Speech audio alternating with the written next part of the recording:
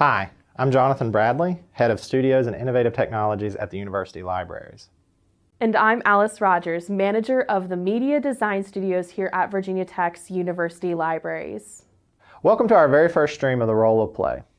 This is an actual play series brought to you by the University Library Studios at Virginia Tech. We wanted to create something together that emphasizes one of the core values of our spaces, the importance of play in the learning process. The spaces we manage encourage patrons to explore and experiment with technology in creative ways. Being playful when interacting with new or familiar equipment, media, or ideas can complement what we learn in more formal classroom settings. In the role of play, we'll be applying this concept to works of literature. Roughly every 2 weeks, Virginia Tech faculty, staff, and students will explore a new work of literature through a one-shot tabletop role-playing game. We will engage with different themes, ideas, and settings that are present in the text, with new characters and plots to keep those familiar with the work on their toes. We hope that this will encourage viewers to read the literature we play in each session. This week, we'll be exploring Alice in Wonderland by Lewis Carroll in a game of Dungeons & Dragons 5th edition. I'm one of the players, and Jonathan will be our Dungeon Master. Hi, I'm Jonathan Bradley. I'm the Head of Studios and Innovative Technologies for the University Libraries at Virginia Tech. And I'm going to be the Game Master for this first session of The Role of Play. A little bit about my role at the University Libraries and how it ties to play. As the Head of Studios, I get to ensure that we incorporate play into the very ethos of our spaces. The studios as a whole are experiential learning spaces. We encourage people to complete their academic projects there, but we also encourage people to play, to try things that they're just interested in, and do things that aren't necessarily to accomplish some sort of academic goal. We do this because we believe pretty strongly that you'll learn more and you'll enjoy what you learn a lot more if you have a chance to play with a technology or an idea before actually trying to implement it in a more formal structure, a more formal learning environment. So I get to encourage that, and it's one of the better parts of my job.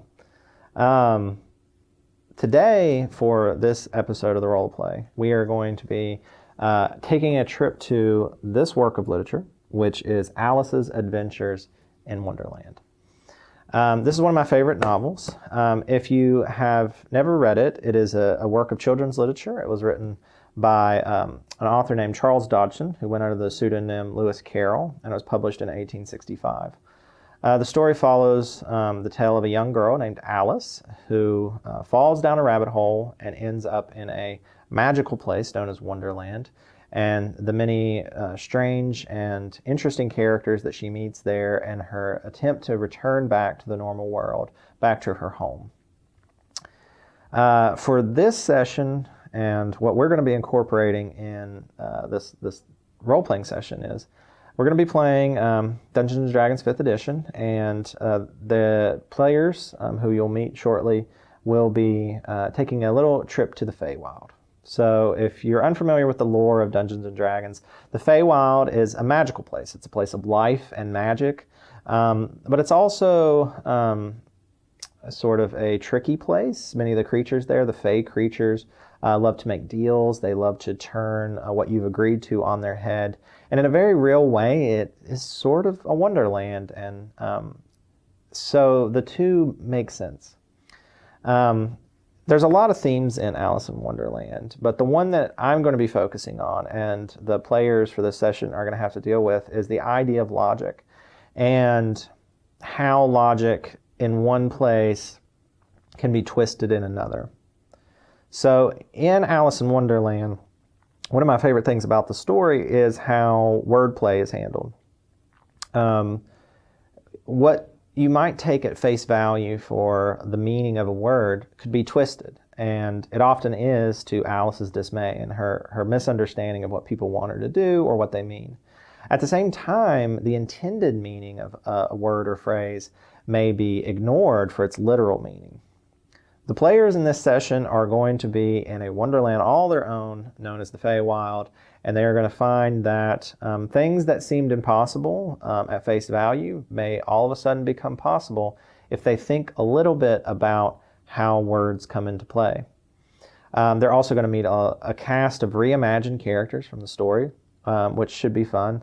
And ultimately, I'm gonna sort of present them with some tricky situations. Throughout the story of Alice in Wonderland, the Queen of Hearts plays as an antagonist. She is at times not outwardly angry, but at other times she's screaming off with their heads and could be considered a violent force. The Queen of Hearts that our characters are going to meet is purposely different. I'm going to play on their expectation that they're going to make some assumptions about the Queen of Hearts based on the Queen of Hearts from Alice in Wonderland, and I'm going to attempt to usurp those expectations with who she really is and what she really desires. So it should be fun. I'm really excited to see how they handle it, and the challenges that are going to be presented to them. Before they ever get to the Queen, they're going to have to deal with a number of tasks that revolve around this broken logic of the Feywild. Before getting to this point, all the characters have had a very brief introduction to the story. They've been told they've gotten a missive from a small town, and they've been tasked and sort of commissioned to go find this girl and bring her back from the Feywild. This town rests on a permeable area near the Feywild, and a person in the town saw the girl being led off by one of the Fey creatures through a portal and ultimately into the Feywild. So the characters have that much of a background. They've been told to make 5th level characters, and they've been told that they've been traveling together for a very long time leading up to this. So they have had a chance to talk with each other. They went over their characters before the game started. But they have no knowledge of what they're going to get once their characters start the actual adventure and where we're going from that. On my part, I've written out many details about what's going to happen. All of these documents after the live streaming will be shared out with the public. So if you would like to run this adventure yourself, or you would like to see how it was set up and who the characters were and how certain tasks were handled, you can check those documents. You can also look there to see the exact prompt the players were given prior to actually playing the game. The other thing that is important to mention is we did playtest this, and our hope is to sort of playtest most of our one-shots to iron out any problems that might arise, difficulties, things that the GM might need to explain in a little bit more detail, and ultimately figure out whether it actually takes an appropriate amount of time to play through the one-shot, or if it's going to end up being a 7-hour session and some things need to be cut out. But that's sort of how we prepared for it, and I'm very excited for them to play, and I'm very excited for y'all to see it. Thank you. For our first session, we decided to pre-record. This is in part due to the COVID-19 pandemic. We were able to test our technology as we navigate making this show happen remotely. We're also all very new to this, so we wanted to give our team a chance to record a session before moving to a live environment. For this session and any others that are pre-recorded, the players will be in the chat to talk with viewers about the action. We hope to switch over to live sessions soon, and ultimately we will have in-person live stream sessions from within Newman Library at Virginia Tech. We hope to have many more explorations of literature, creativity, and collaboration on the role of play. All right. I guess we'll go ahead and get started. So, welcome to the stream, everybody. This is the first episode of The Role of Play. We're going to be looking at Alice in Wonderland, and these are your 4 characters who are going to play through this, and I'm Jonathan Bradley. I'm going to be your game master. So I'm going to provide a moment for everybody to introduce themselves. We're going to start with Anthony. Sure. I'm Anthony Wright de Hernandez. I'm the Community Collections Archivist in Special Collections and University Archives, and I support the Cultural and Community Centers on behalf of the University Libraries. My work centers around making sure our archives include stories from historically marginalized communities, and that those stories can be found by visitors to the library. Play, for my job, is more about community engagement. Exploring history in the archives has an element of play as you discover new history that you hadn't encountered before. but also improving representation in the archival record requires engaging with communities so that the archives are approachable and people can see themselves as part of our collections. So I do a lot of exhibits and events to share our materials with people, and I try to include elements of play in those to make them more engaging. I've played role-playing games for years. Back in high school, I played Advanced Dungeons & Dragons, Rifts, ElfQuest, and Vampire the Masquerade. More recently, I've been playing D&D 5th Edition and the Stars Are Fire setting for the Cypher system. Tonight, I will be playing Wayfinder Throom of the Comorthessa, non-binary Loxodon Ranger, they/them pronouns. Loxodons are essentially humanoid elephants. Wayfinder Throom is 130 years old, about 22 in human years, 375 pounds, 7 foot 10. They have elephantine skin, ears, trunk, and feet. They have 2 tusks, one of which is broken at the tip. They have some shaggy black hair on top, similar to like a flopped mohawk, but it just grows that way. They haven't shaved the sides. There's just no hair there. They're generally reserved, preferring to observe and consider before acting, and preferring to talk rather than to fight. However, they will pound an enemy with their clubs if it comes to violence. Excellent, thank you. Next we have Alice. Hi everyone, my name is Alice Rogers and I am manager of the Media Design Studios here at Virginia Tech University Libraries. Play is a huge part of my work. I have a lot of equipment that I'm always lending out, and I want to learn about all of it so that way I can help patrons as easily as possible. And because I don't necessarily have projects associated with the equipment, though I often do. Today I had a big project associated with so much of our equipment, but it's always a matter of, oh, let's see what I can do with this. Let's take a little bit of time and experiment and learn, and it's so much fun. I really enjoy having the opportunity to try out so many new things and help bring them to the Virginia Tech and greater New River Valley community. My background with Dungeons & Dragons and tabletop role-playing games is pretty recent. I spent some time as an archivist, and during that time I started listening to D&D podcasts, particularly Critical Role, and then I got into a regular game here in Blacksburg when I took on a job here, and have been playing pretty regularly ever since. But I haven't played with quite so many systems, mostly Dungeons & Dragons 5th edition. That's what most of my experience has been with, though a little bit of Powered by the Apocalypse and things like that. So today I'll be playing Arla Crabtree, who is a rock gnome druid. She is just around 35, and she's a short little 3-foot, pretty squat. She likes to spend her time finding mushrooms in the forest and just sitting there with them and enjoying them. She is definitely very interested in collecting them too, and finding different types. She's a little nerdy about it. She likes to, get them all and find, kind of gotta catch them all kind of style. She likes to find new ones and catalog them and write down different characteristics she finds out about them. So that's my character for today. Did I miss anything? I think that's good. Thanks. Good. Next we have Max Ofsa. Hi, my name is Max Ofsa. I work here at the University Libraries of Virginia Tech, and I run our makerspace, currently called 3D Design Studio, but that might change here in the near future. As far as play in my job, we are a makerspace, so there's a lot of technologies and a lot of opportunities to build and create. And as that kind of space, we always are encouraging people that maybe feel unfamiliar with something or want to learn more about a technology to take on a project and really build something that they're interested in. And a lot of times, that's not necessarily academic, but it definitely helps people expand their knowledge, and playing is definitely a great part of that experience.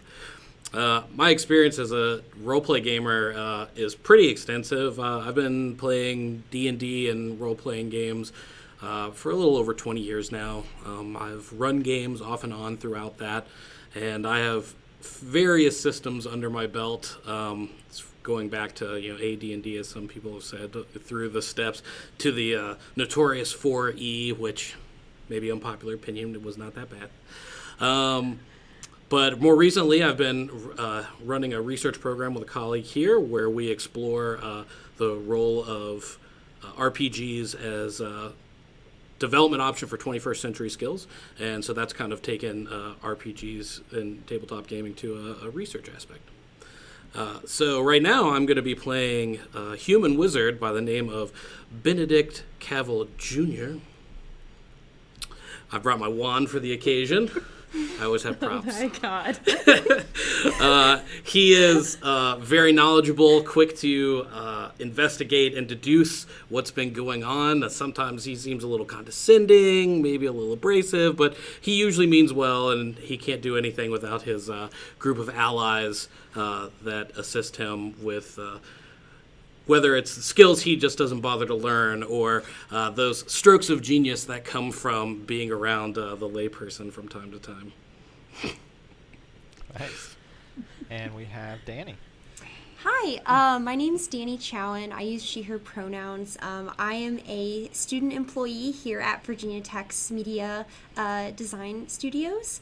I'm also a human development and public relations double major, so I study communication and then human services type work here at Virginia Tech. In terms of play in my work, I think I get to do a lot of play both in my majors and here at the library studios.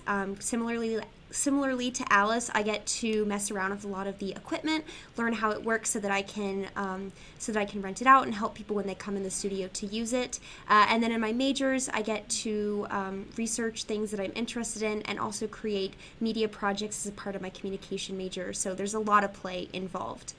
In terms of my role-playing experience, I am a D&D baby. This is my first ever D&D campaign that I've done. My only other role-playing experience would, I guess, be when I was in 5th grade. My friends and I would role-play as our favorite Warrior Cats from the Warrior Cats book series. But other than that, I don't have much role-playing experience, so I'm very, very excited.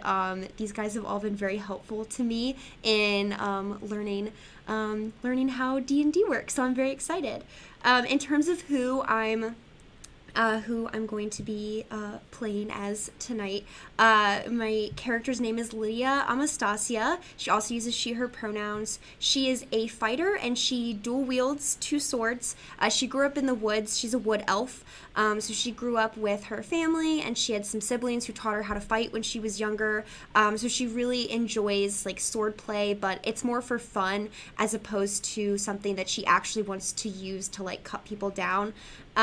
She's definitely very kind-hearted and feisty, a little bit impulsive. She can also be a little bit naive. She likes to believe in the good of all people. So she definitely is more of the talk it out kind of person, but she's also not afraid to fight if she has to. She is not super keen on studying or reading. She prefers to go on intuition, and she's definitely a forager and really enjoys nature and the woods. Excellent. Thank you, everyone. So we'll go ahead and get started. As a traveling group of adventurers with some renown, you were unsurprised when you received a summons to the small village of Eden that resides just outside the Tolgi Wood. This little village sits on a permeable area that intersects with the Feywild, and the citizens often have to deal with mischievous Fey creatures intent on causing a bit of trouble. But the town also makes money by selling the various rare herbs and plants that grow near the portals, so they are in a sort of symbiotic relationship with the Feywild. The summons you received detailed the kidnapping of a 13-year-old orphan girl who lives in the town named Alice by a Fey creature described as a small white rabbit wearing a waistcoat. They were last seen by a local woodcutter who witnessed the girl, charmed by the Fey creature's magic, following it into one of the many portals to the Feywild that pop up in the forest. The town has offered a bounty of 25 gold pieces to your group if you can get her back. The local woodcutter provided guidance to the area where she was last seen, and you've managed to scout the area looking for portals. All around you, the dense forest is brimming with life that breathes from the very essence of the primordial magic that permeates this place. And as you hear the cacophony of forest creatures singing their bright songs, you spot the glow of what looks to be a portal in a clearing up ahead.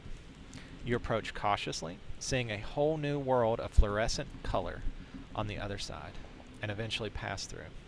As you take your first deep breath of the Feywild's crisp air, you take a moment to readjust to the brilliant onslaught of color and sound. And as you begin to normalize, you find that you are in a clearing not unlike the one you left. But as you take in this new environment, the portal behind you fades away. What do you do?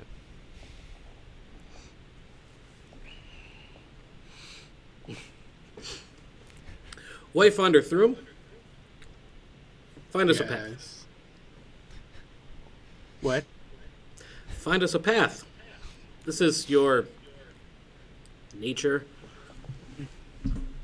Well, well, there are some options of where we could go.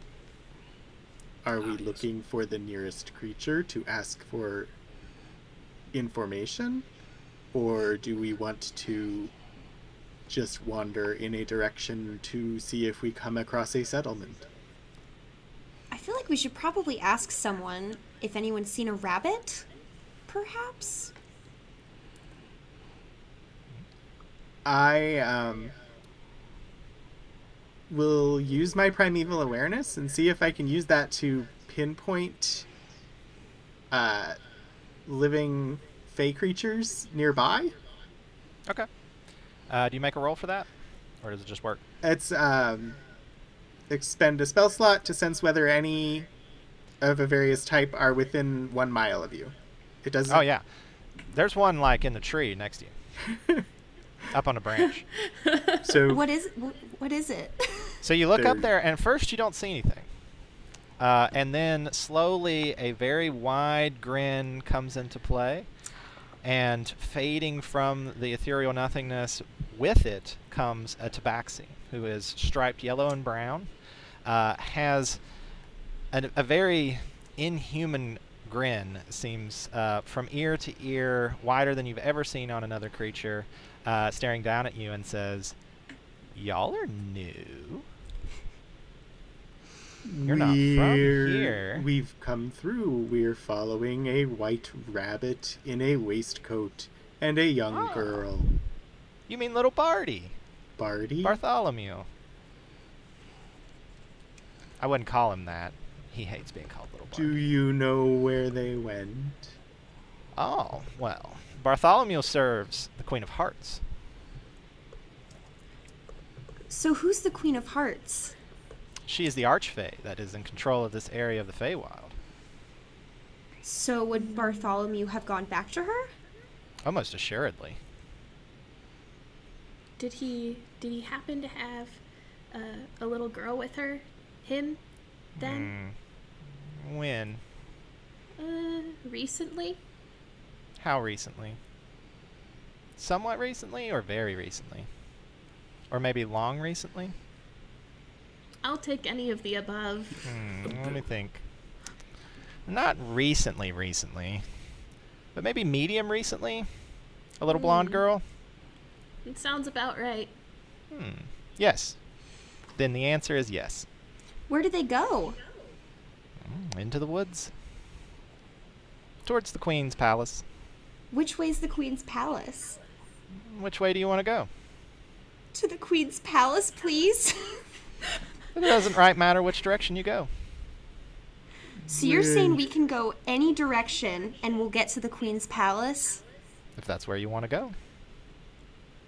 What terrain is between here and there, depending on which way we go?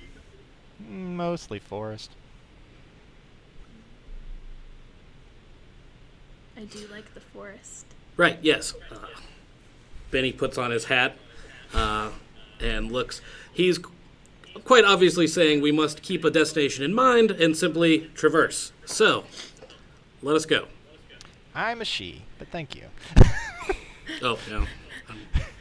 Is there anything else we should know about going to the Queen's palace? I would say maybe don't damage her roses. Are they easy to damage? Only if you're a jerk. It Oh, starts no. fading away.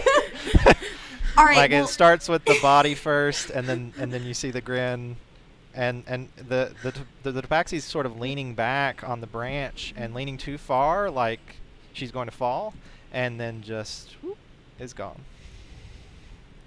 We didn't ask her what her name was. She did not offer it. However, farewell, fey creature. Let's go. My name is Minx. Hi, Minx. Bye, Minx. Thank you, Minx. Good she luck. said we just no. have to not be jerks to not damage the roses. So I think the only person we have to really worry about here is Benny. So Benny, don't say anything because you're very blunt with everything that you say.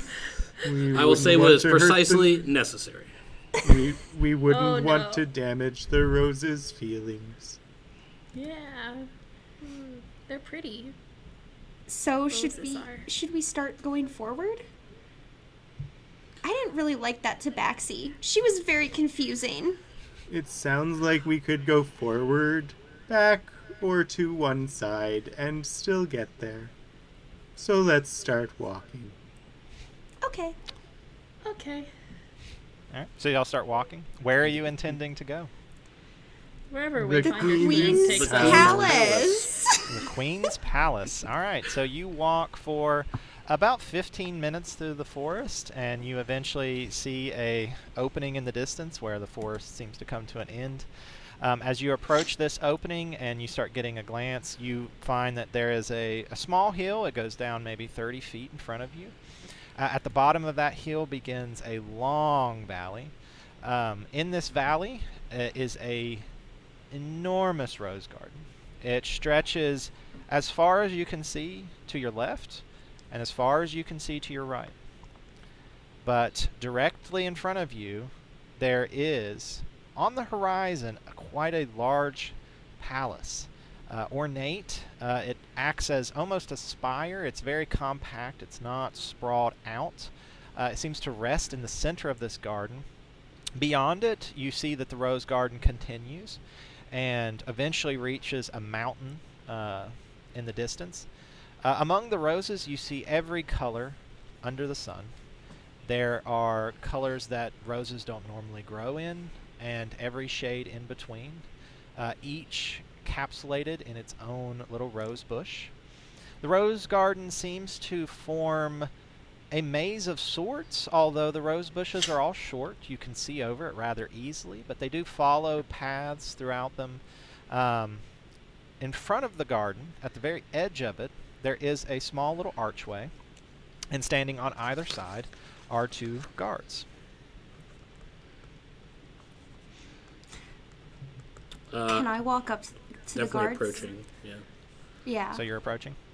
So as you start coming down the hill, you can tell they see you, and probably saw when you exited the forest. There's not a lot going on here. It's a sort of rolling hill. They don't seem to make any sort of action, and you can walk right up to them, and they continue standing there. They do sort of glance at your general direction. Now that you're close to them, you realize they are Eladrin elves. They are likely summer elves, and Wayfinder Throom, you would realize this is likely a summer area of the Feywild. So it sort of makes sense that they would be here. They're both decked out. They have elven swords at their side, but they each carry a very large shield that goes from the ground all the way up to shoulder height. And each of them has emblazoned on the front of it, one has a spade, the other has a club.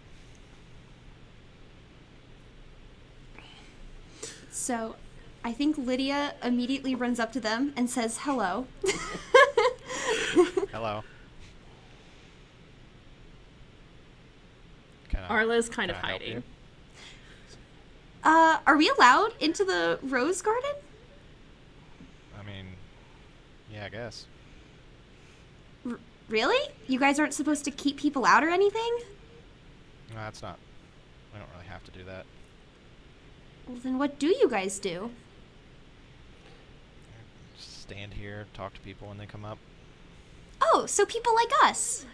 Yeah. I mean, yeah. There's not a lot of people come up, but yeah, like you. Well, what do you like to talk about? Usually people come to us with conversation topics. Oh no. Oh, well, does anyone have any conversation topics? I don't want to be rude and just run into the garden without engaging them in something. Do you have any mushrooms in your garden? No, only roses. If you want mushrooms, there's plenty in the forest, though. I did see some on the way here. They were Do very nice. you have any white rabbits in your garden? I don't think he's in the garden right now, but there's Bartholomew. He's probably at the palace. Did he come with a young girl with yellow hair?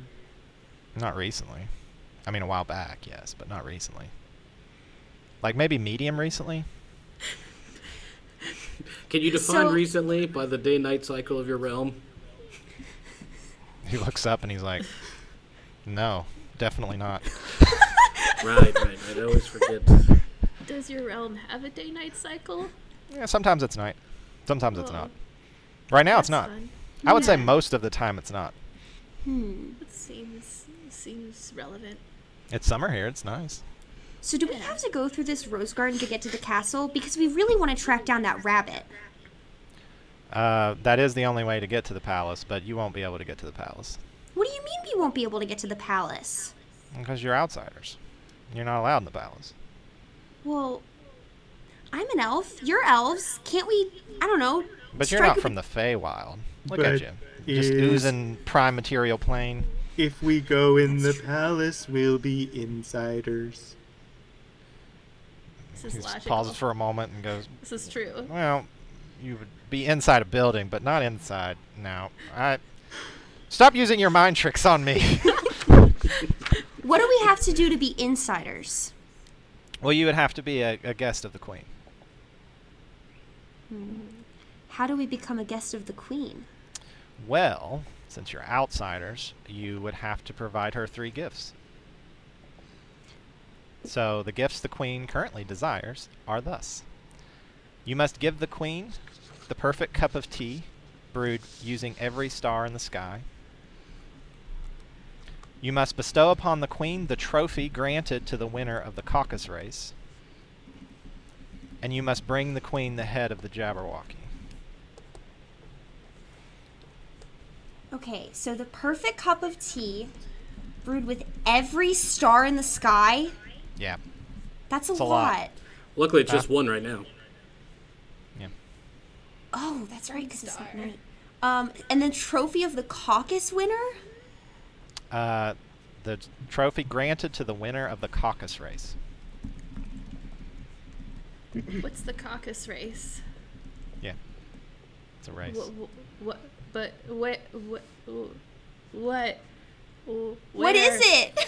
Oh, yeah. You just go that way, and he just sort of seems to randomly point in a direction. And he goes, you'll get down to the beach. Talk to Aubrey, the walrus. He'll tell you how to race. If you want to race. I heard it's the 3rd annual race. So annual would deduce a time movement. Well, but it's also the 7th time they've done the race. Right. So listen, you're a guard. You're Yeah. here to talk to us, to keep us company. Just, do you have any advice on what order we should maybe do these in? Because this is a lot. I'm a little overwhelmed. Yeah. I mean, they're all impossible to do. So I don't guess it really matters which one you start with. Why would it Indubitably. be impossible to get a trophy? A trophy seems doable. I don't know that anybody's ever run the caucus race. Except maybe Dobo Soso. The Soso Dodo. So, Oh no. at what point will we be barred entry from the palace? You said we could you, enter already, you already are? You said we could enter the garden, I thought. Yeah, you can. So when will we not be able to make it to the palace from this point? Just at any point in time. Going in the garden doesn't mean you're at the palace. Right. Silly. Palace Well, and the- garden are different things. What happens that makes it so you can't go from the garden to the palace? You can't get to the palace unless you're a guest. And none of Oh, you are like- currently guests. So you'll probably just like run in that direction for a while. Maybe forever, depending on how dedicated you are. But you'll never get there because you're not the guest. Does the queen have a contact method other than brewing tea and cutting off the head of a Jabberwock? No. Why would you? Are you a delegate from another archfey? A missive usually would be something that a person of royalty would take. Yeah, she wants gifts. But not letters. Nah. I mean, I don't know, she might read it. We can put it on the mail system. Do you think the rabbit will leave anytime soon, or is he definitely in the castle for... How long are you going to live? I don't know. That's kind of a scary question. Presumably long enough in a place with no time. 100 years more. Okay. Yeah, I've got a few Maybe. 100 years left. Yeah. Well, time's weird here, so depends on how much time passes for you versus him. Oh no. Where is the Jabberwocky? He's like, and he just points off in a random direction. I have a suspicion that if maybe we went to go something, then we just have to think about it as we go and want to go there. I mean, isn't that how you get anywhere? Is you decide where you're going and then go there? It's not how it works in the prime material plane. Is it not? That's how it works here. But that also seems like how it works there. You It decide you're going sort of somewhere, works go there? that, but there's more on the in-between. Oh. There's Sounds like that's more complicated than it needs to be. The saying we have is it's the journey, not the destination, that you walk. Well, okay. Sure. Okay, well, do you guys want to start with anything in particular? I say we just start walking. I think we have to decide where we want to go before we start walking. The perfect cup of tea would need to stay warm. That's a good Maybe point. we do that last. Maybe let's get the trophy. That seems like the thing that would be, I don't know, most normal. Yeah, it's at the beach, right? I Yeah, the and he beach. points in a different direction this time. And I was like, yeah, it's over there. Hey, wait a minute. Yeah? You've pointed in 2 different directions. Yeah, they'll get you there. Let's go to the beach. And I'll start walking in a third direction with the Okay. intent of going to find Aubrey the Walrus at the beach. Do y'all follow through him, or do you take your own direction? Follow through. All right. So you are intending to walk there. You enter back into the woods. You walk for maybe 30 minutes, and you come to another clearing. You can smell the sort of crisp ocean air long before you actually reach it, or short. It depends on how cognizant you are of how much time has passed. Very. But you come to this clearing, and you see a beach ahead of you. Standing up on a stump is a large anthropomorphic walrus. He has a little cigar in his mouth. On a smaller stump next to him, there is a small silver trophy. On top of it, there is a dodo that is running. You will notice that the look on his face looks quite confused. There does appear to be an inscription on a plaque, but at your current distance, you cannot read it. In the rest of the clearing around this walrus are a number of anthropomorphic animals. You see a very large gray rabbit. There is a giant who actually has a huge axe buried very deep into her skull. Way too deep. But she doesn't seem particularly bothered by it. There are humanoids. There's a few elves.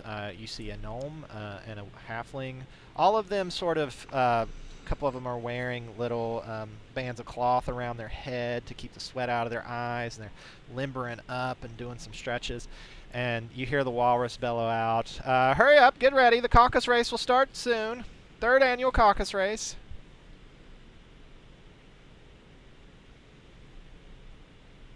Is that the walrus? Yep. Going to talk to the walrus. Okay. As you start coming down the hill, he goes, more competitors for the caucus race. This is going to be a very good year. What's the caucus race? 4 laps around the Feywild. That seems like a lot. Throom, you know, without a roll, that the Feywild is an infinite plane. Yeah. The rest of you, if you want to know that, or if Throom does not share that, you can make an Arcana roll to learn that fact. But yes. I think for Arla, 4 laps around anything sounds like a lot. Tiny legs. I definitely don't know that. I think I would share it as a very slow aside. As it's 4 laps, that's all. It seems like a lot still. But you win this trophy. What does the trophy say on it? On the trophy, it says, I'm going to find it because I'm going to read it to you exactly. In honor of Dobo Go-Go, the So-So Dodo, first winner of the caucus race, probably. Is Dobo Go-Go on the trophy? Walrus says, well, I mean, that looks like him. That's how things that are in honor of other people work. They look like the person they're in honor of. Does that change for the next contestant to presumably win? No. So, I mean, Dobo's going to win the first caucus race any day now, probably, if he's not dead. He's still running. Yeah. Yeah, he's still running. Can we win the second one yesterday? Huh? What? Can we win the second one yesterday? I mean, you could have if you were here to start the second one, but you weren't here.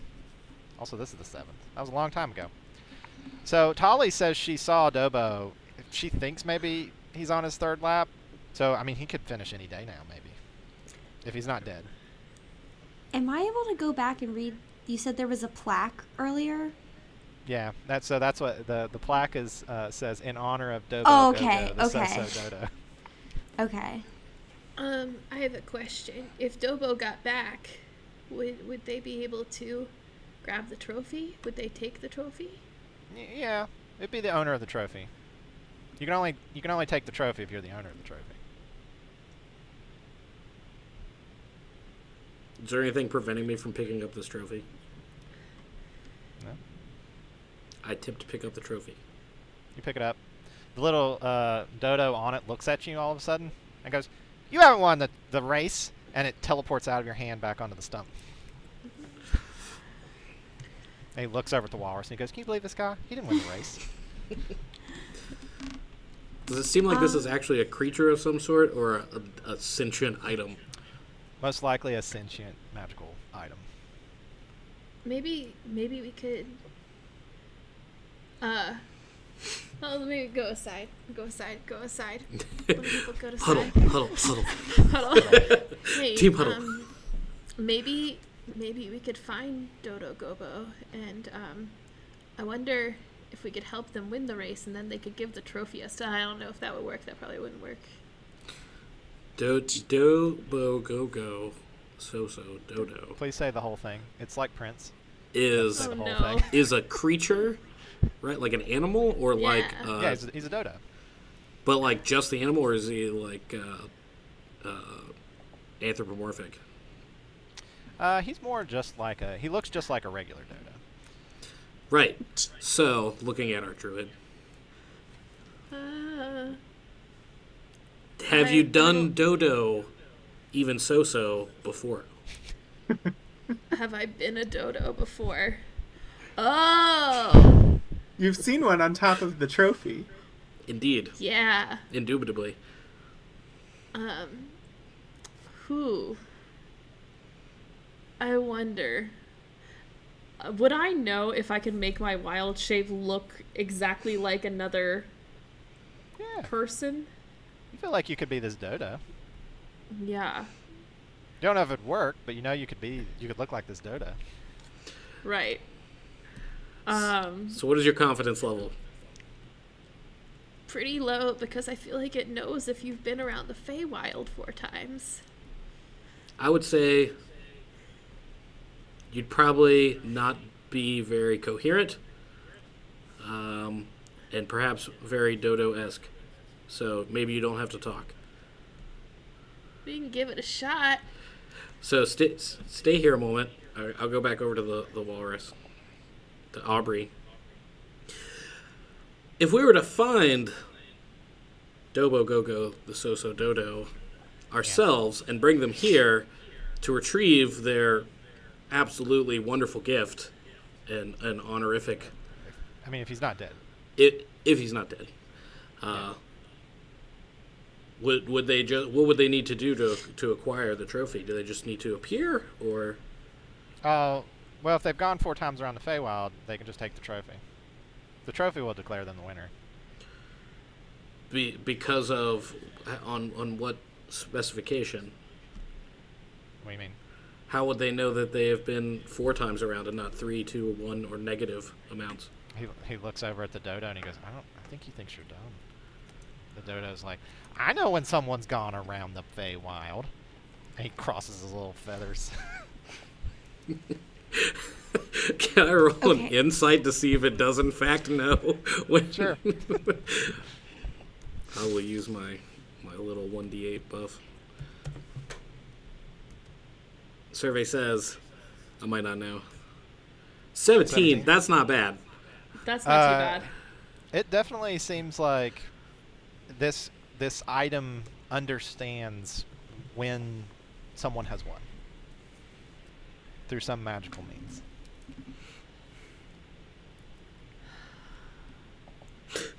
All right, I'm going to investigate this thing via Arcana. Yeah, go for it. Oh man, this psychic roll's so nice. Nope, well, it's not that great, but It's not great, but My it's normal 14. rolls. It's not too bad. This thing is releasing like artifact level magic, but it also seems really pointless artifact level magic. Like someone spent a lot of time making this for no good reason. Yeah. I mean, Can I talk to the trophy? Yeah, if you That try. talks. I mean, if you talk to it. Hi, trophy. I wanted to know.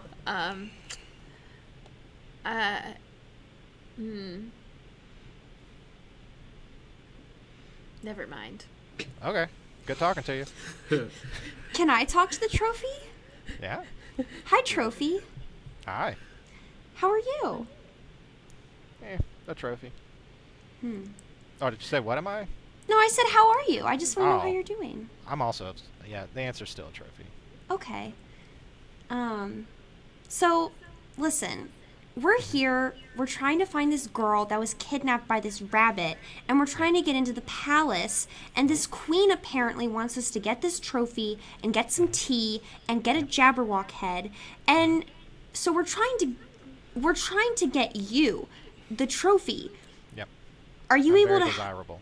Are you able to help us out at all, or are you only going to the person who runs around the Feywild? Yeah, I'm only going to that person who goes 4 laps around the Feywild. Do you Yeah. know the queen? No. I'm a trophy. Why does she want you so badly? I'm very important. All right. A Well, lot of people want. Look at all these people here. Look at them. Yes. Look at that one. She's got an axe in her head. are the people lined up in a specific direction? No. And you say that, and just at that moment, the walrus goes. He blows a whistle, and he just goes, start! And they all run off in completely random directions. One of them even runs out in the ocean, just like starts going, and head goes under the water, and you just don't even see him anymore. What does the trophy look like? Like shape-wise? Is it like a cup? Is it a... Like you said running around the rim? That implied to me cup. No, so the trophy's just running. So think Oh, like okay, gotcha. like middle school like T-ball gold trophy, with just like a plastic little person. like it's silver, like just like running. But the face isn't confidence. The face is confusion. I want to be clear Okay. about that. He's gonna finish the race eventually. Okay. Maybe, if he's not dead. All right. Well, thank you for talking to us, Mr. Trophy. Yeah, you're gonna lose the race if you don't. They're already gone. Yeah. You got catching up to do. Lydia is very fast. I am pretty fast. I don't know if I could walk around the entire Feywild, though. Yeah, Look- does seem hard.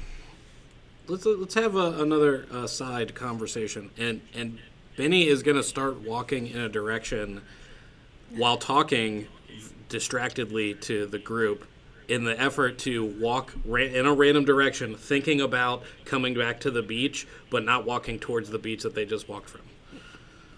So the hope So is you're gonna walk into the woods thinking about coming to the beach. like where we But from just a came different- from to see if either we like pass ourselves, come in from a different angle to the beach, or just after like 30 minutes, nothing happens? Yeah, so you walk for a little while, and you come out a different set of the woods back at the beach. All right, I'm going to keep walking and then walk by the trophy and go, and nod my head and then keep walking and try to see if anybody catches on that we may or may not be lapping the Feywild right now. He goes, what do you, yeah. You just walked in the woods and came back out. Oh, we came out from the same spot that we went in? No, you came out a different side. Okay. Does that Basically count just as a walked in. lap? Huh? Well, you didn't Does go that- all the way around. You got to go around the Feywild. It was roughly circular, I'm pretty sure.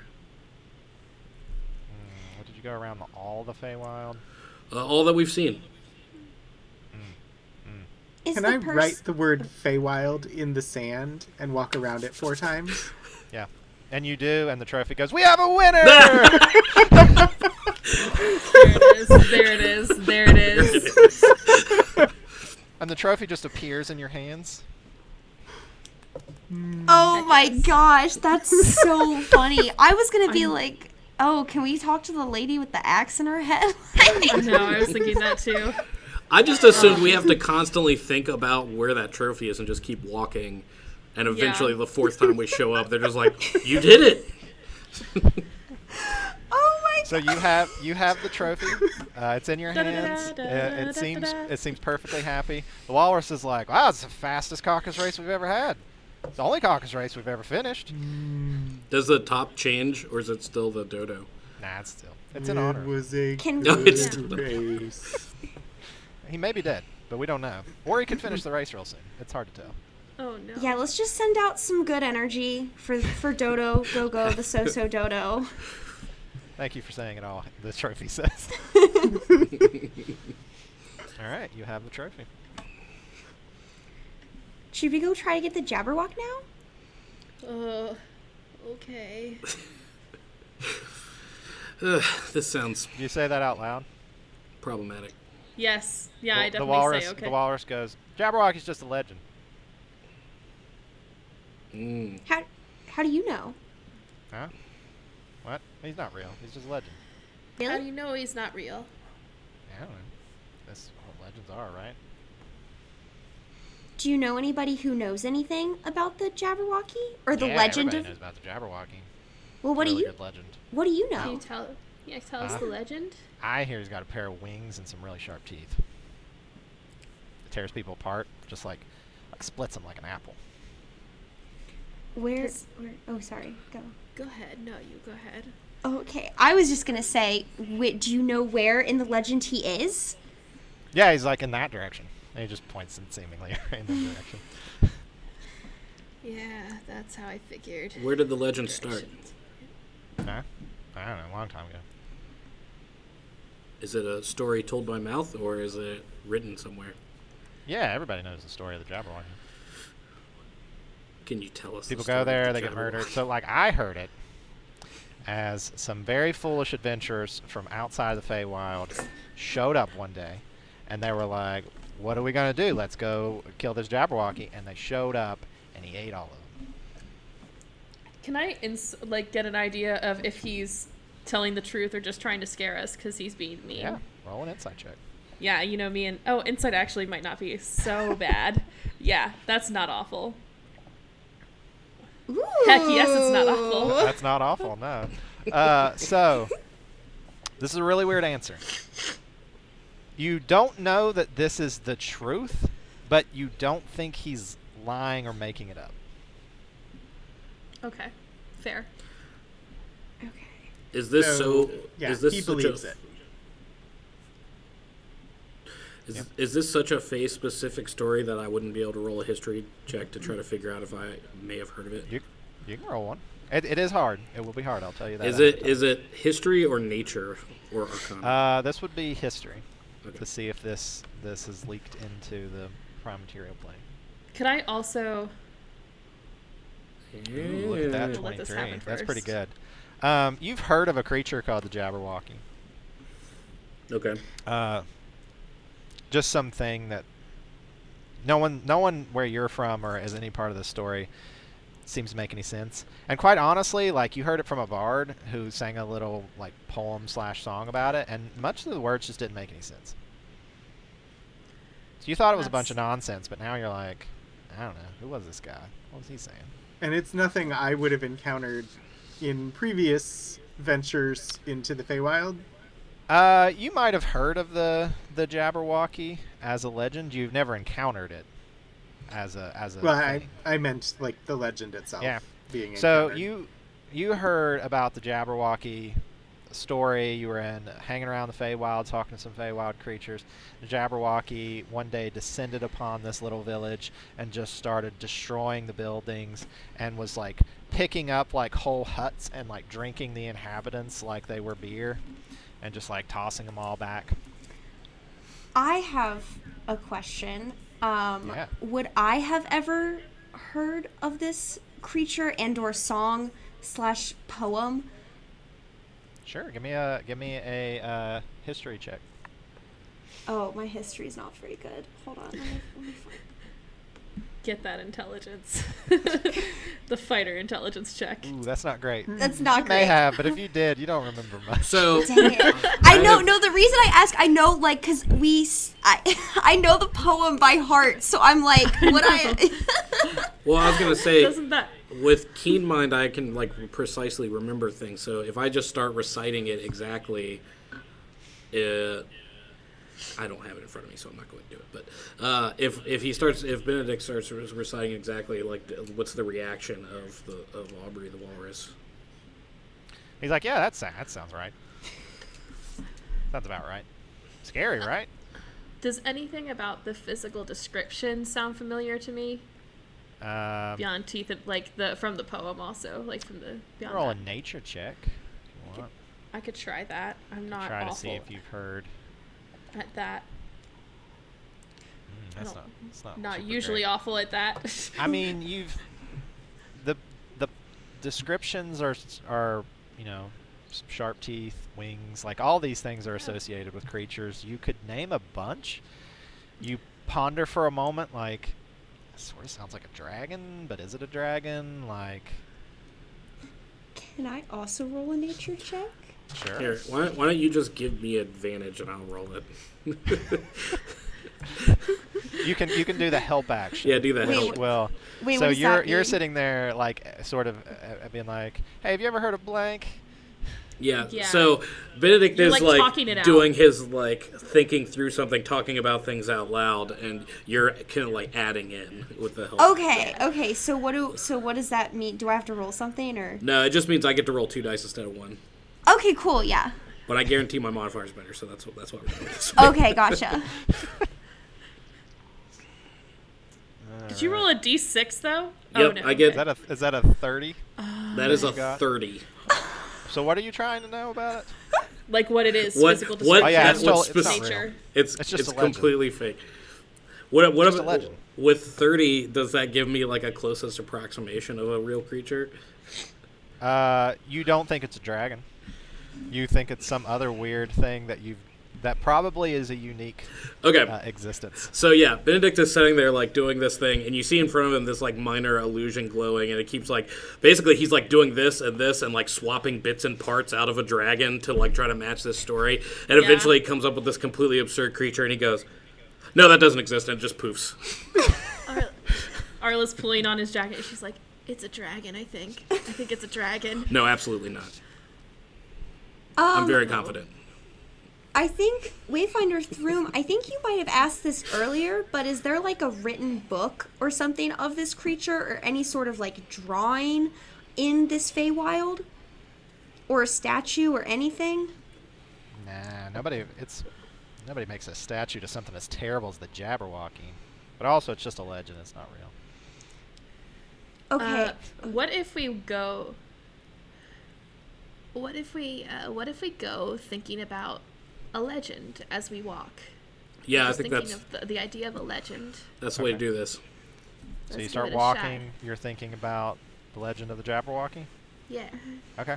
So you walk through the woods. You pass for what seems like maybe 45 minutes Throom, you definitely get the impression that your presence and your previous experience in these planes is helping keep time under control, and not have it spiral out of control and more time be passing than you might expect. As we're walking, can I be looking for like footprints or anything like that? Yeah, you give me a survival check. Yeah. That is something I can also do reasonably well. Usually. That's an Usually. You're just completely distracted by these really green fluorescent mushrooms that are all along this path. Can I pick some? Can I pick you some? can. They're going in the backpack, the really huge While, backpack. while we're walking, can I have a really stupid idea? Yeah. So you definitely can. okay, if the legend thing doesn't take us anywhere, do you guys think that we could just make a Jabberwock out of, like, maybe make a creature, like an arts and crafts project, and then cut off its head? Because if it doesn't exist, maybe our interpretation of it would count. Papier-mâché. Make a head. So y'all walk for maybe 45 minutes to an hour. As you walk and start getting towards the end of this time, the woods seem to get darker. The sky is overcast now. It was quite sunny before. The trees are denser. The canopy around it is thicker, and light is only barely trickling through. Most of the light you're walking by now is from actually bioluminescent plants that are glowing along your path. But as you continue walking, all of a sudden you hear a loud stomping. You hear trees falling in the distance, and something is charging toward you very quickly. What I need you all to do is, I'm going to go through one by one. I need you to answer this question for me. Throom, when you first heard of the Jabberwocky, what was one thing you pictured about it? Wings. Wings? Let me remember your name. Arla. I about called you Arlen. I was like, that's not right. Arla. When you first heard about the Jabberwocky, what was one thing you pictured? Big teeth. Big teeth? Lots of teeth. Big, lots of teeth. Benny, when you first heard about the Jabberwocky, what was one thing you pictured? Just any one thing? One thing. Purple fur. Purple fur. Lydia, what was one thing you pictured about the Jabberwocky? A kind disposition.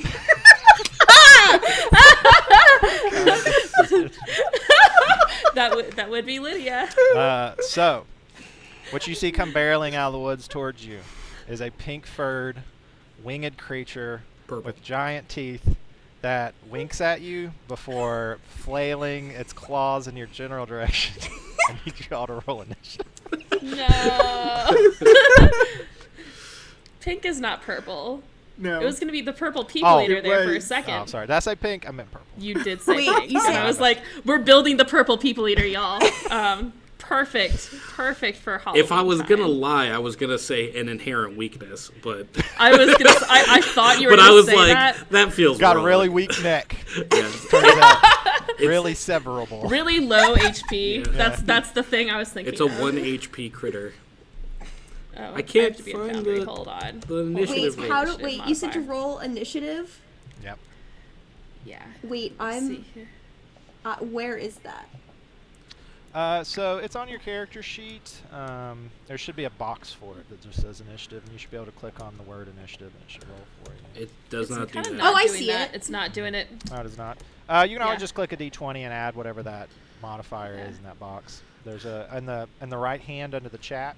There are some dice at the bottom. You can just click one of those and hit roll. Could and be it will worse. just Is roll it that supposed to say plus 10? Because that seems wrong. Who got plus 2? Yeah, mine said plus 20. I Yeah. think that's It initiative seems a little funky. it was definitely broken on the sheet.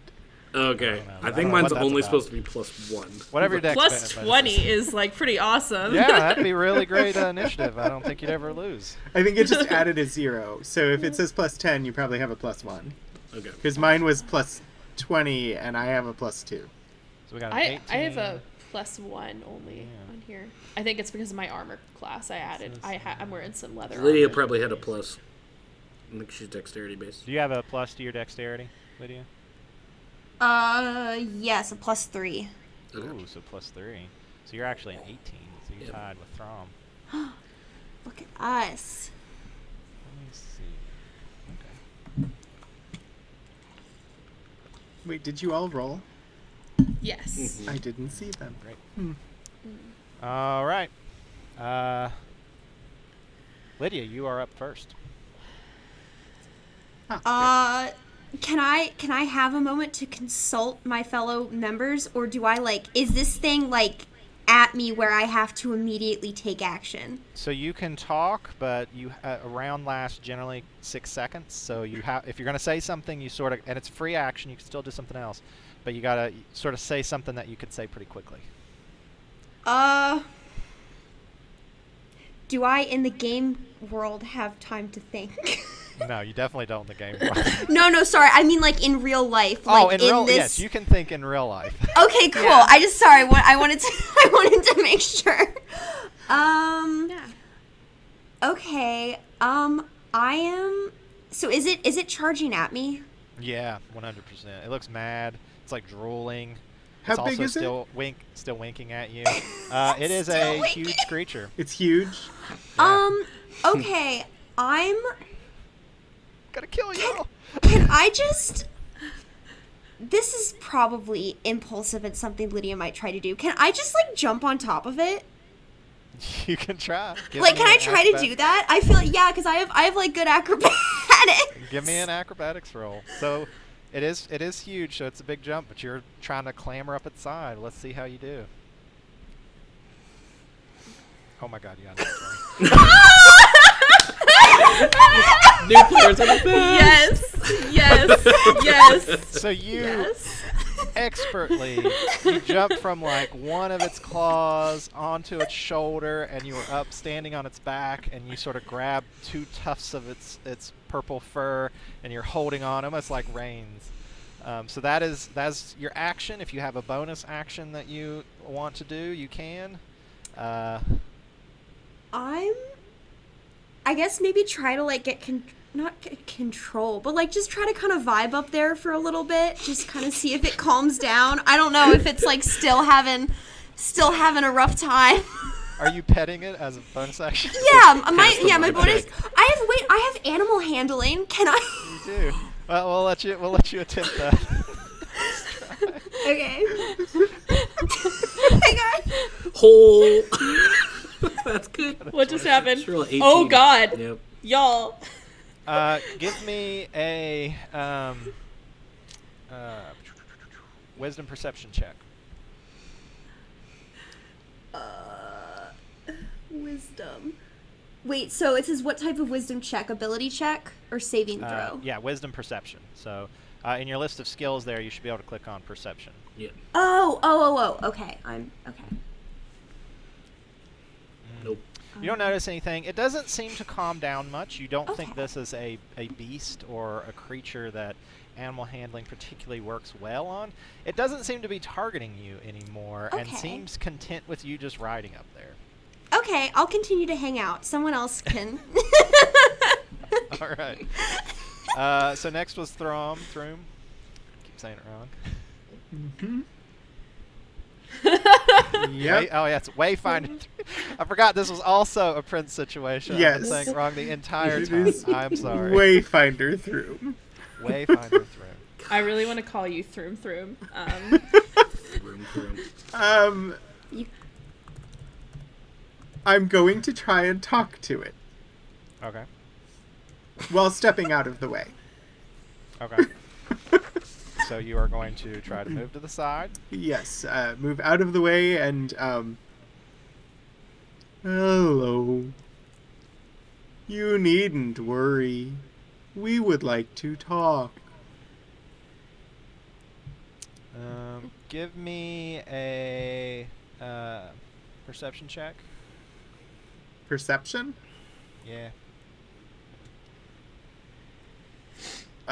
Does it rely at all on smell?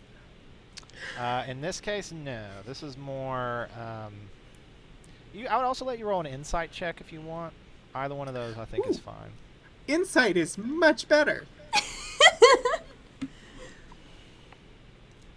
But 9. I got a 9. It's not a great roll. All you really pick up is this creature seems kind of dumb. Okay.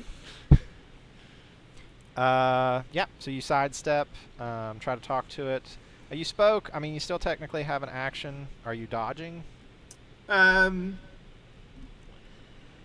Yeah, I'm not attacking. Okay. Sounds good. Taking the dodge action. We are at Arla. I'm gonna cast plant growth. Okay. Which means that I'll try kind of center it on the Jabberwock, and so all normal plants within a 100-foot radius on that point become thick and overgrown. So creatures moving through the area must spend 4 feet of movement for every 1 foot it takes. So it can't go quite as fast. And I probably should have backed up before then, but I probably would back up then. Yeah.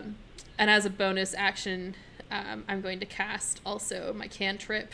I think I can. Magic Stone, which just activates 3 little stones ready to be magically sent towards the Jabberwock in case of emergencies. Activating those stones. All right. Stones are activated, and they're like right over my shoulder. So it is the Jabberwocky's turn.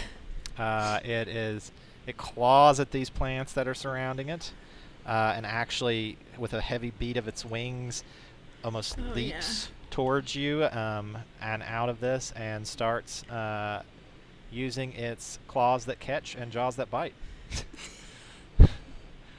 So we're gonna make some attack rolls. Lydia, you are basically out of the potential range for this because you're on its back and it doesn't seem particularly interested. Throm, it's going to try to claw you. Okay. I got a 13 to hit. My armor class is 16. Ooh, misses. Woo! So it takes this snarling claw at you. Tries again with the other claw. 15. Misses Nope. again. And then it's going to try to bite you, Arla, Oh no. with its jaws that bite. I don't like it. I I thought of the jaws too. It's am my a fault. dexterous elephant person. 12. That meets my armor class. It does beat your armor class. So it bites into you. You feel these sharp teeth exactly like you imagined them to be. No, I don't like very it. sharp. Let me see. It does seem to have a longer range in terms of its reach, being a huge creature. You are also grappled and restrained. Oh shoot. As Real it has quick, there's bit someone you at the into its door who's like maw. trying to get in. What? That's not good. Why? Yeah, that's 17 points of psychic damage. Hi, Jonathan here. So at this point in the stream, Danny had to get up and go see who it was who was knocking at the door in the room that she was recording at. So we thought this would be a great time to showcase some of the stuff going on in the library. So we'll see you right back here right after you have a chance to see what the VT therapy dogs have used the studios for.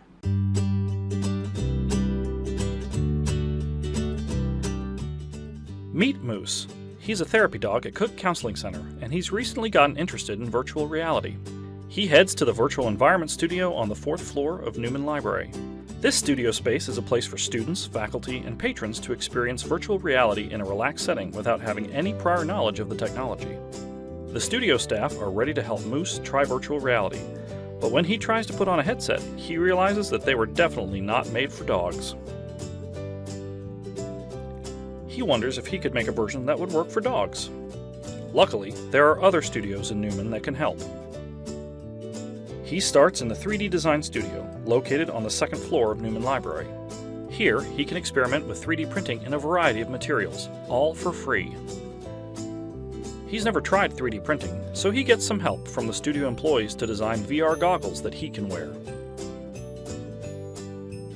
The studio features a number of different printers and printing materials, and the studio employees help him design and print a couple of prototypes before he lands on the perfect version. Now, he's able to wear VR goggles that fit perfectly. They fit so perfectly, in fact, that he begins to wonder if there's a market for these. He recruits his fellow therapy dogs, Derek and Wagner, to form a team, and they submit an application to work in the Fusion Studio.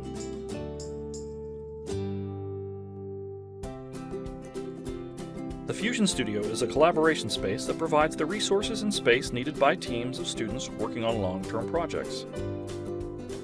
Groups receive access to the studio, supplies, regular advising from the studio manager, opportunities to interact with other project teams, and small group workshops on topics related to collaboration, innovation, and interdisciplinary research. Moose's application is approved, and his team sets to work. They decide that one of the things they need is some data to show investors. They conduct a survey of other dogs to find out if there's a market for these goggles. When they're ready to process and visualize their data, they head to the Data Visualization Studio for help creating a visual representation of their data to show potential investors. The Data Viz Studio provides consultations, workshops, and group or individual tutorials on all things covering data visualization, design, interaction, and communicating information graphically. The studio team helps Moose, Derek, and Wagner create a visualization that will help the team communicate the potential value of the VR goggles. They're almost ready to pitch their product. Before they meet with investors, they decide to make a commercial.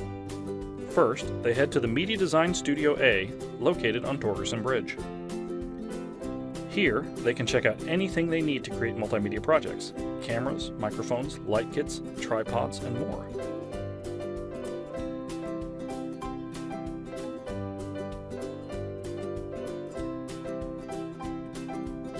They can also use the studio's computers to edit their work. Once they've shot the footage, they head to Media Design Studio B, located on the second floor of Newman, to record the voiceover for the commercial. Media Design Studio B is a bookable space where students can use the studio's technology to record high-quality audio in the sound booth, record in front of a green screen, or edit their work, all with help from the studio employees. Looks like Moose, Derek, and Wagner are ready to share their idea with the world. If you, like Moose, have an idea to explore, check out the studios in Newman Library. We'll help you take your idea and turn it into reality, or virtual reality, whatever the case may be.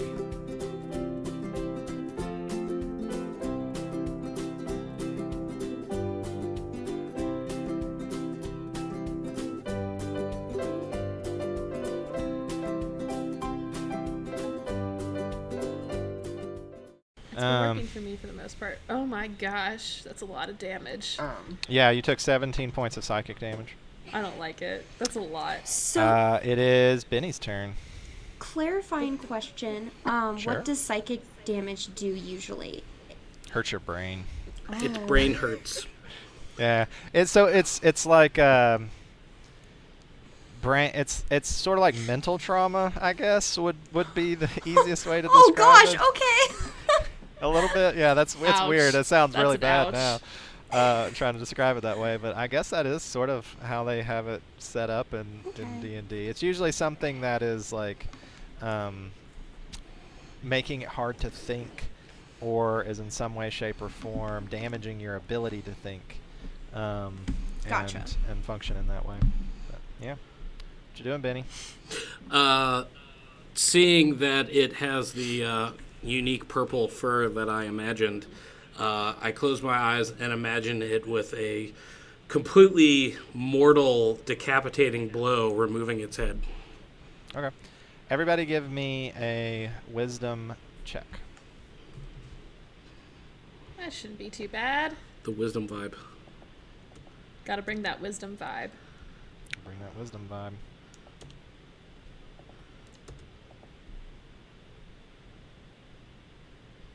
Ooh, whoa, we got two 20s. Dirty 20s. Oh, 2 dirty 20s. Wait, did I Um, roll? I rolled a 18. Did I You not rolled roll? a 13? no, I Oh. rolled a. Or I Oh, you rolled a 20. Yeah, I rolled a 20. Yeah, okay, Yep. cool. Never mind. So you see, you're imagining this like decapitated head on it. You see a slash open up on its neck, but that is it sort of screams out in pain. But that is all that happens. It is not decapitated. Yeah, I was just a blow that could decapitate was what I was going Sure. for. So like a ephemeral slash. All right, so that's your action. And I guess I will say, it is made from our minds, it can only be damaged from our minds. Imagine your blows to be grievous and deadly. He tries to rhyme it a little bit. And my bonus action is to, because it's sing-songy in nature, is to take up the blade song. And you see him, I forgot to mention, he walks with a cane as like a implement. He kind of pulls it up and goes into this like, stance. Yeah. He also moves to be farther away from claws that grab and jaws that bite and such. You went last, so you're actually in its reach right now. So if you leave, it would get an attack of opportunity. Unless you have some means of getting away without invoking an attack of opportunity. I suppose then I don't do that. I suppose I stand there in my stance of please don't bite me. Just thinking about it nicely. Lydia. So I'm still on its back, and you said that Yeah. a slash opened up on its neck.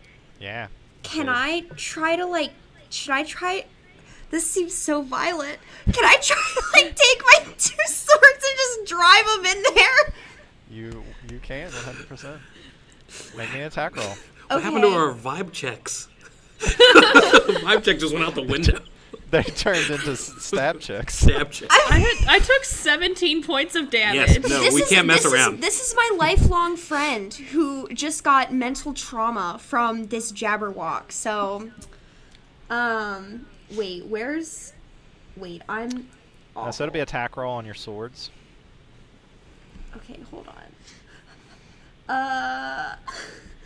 Wait, so it's not, so like there's strength, dexterity, constitution, all those, and then they're all of the skills. It's not in there. I think in this, you might have to go to inventory and click on the Yeah, weapon. it's an inventory. Oh, okay. Where is my... And there should be weapons Weapons. listed. Wait, yeah. where is invent... Oh, I see it, It's okay. a tab, yeah. So... Does anyone have any suggestions? I apparently have a longsword and then 2 hand axes. Ooh, either of those just sounds exceptional. Longsword. Sounds great. Longsword. It's- Okay. So if you hover over the little ghosty face, it should turn into a dice, and then when you click that, And then... sorry, it says attack, damage, versatile. So do Click I... on attack. just Okay. click on attack. Yeah. And then Yep, normal. right.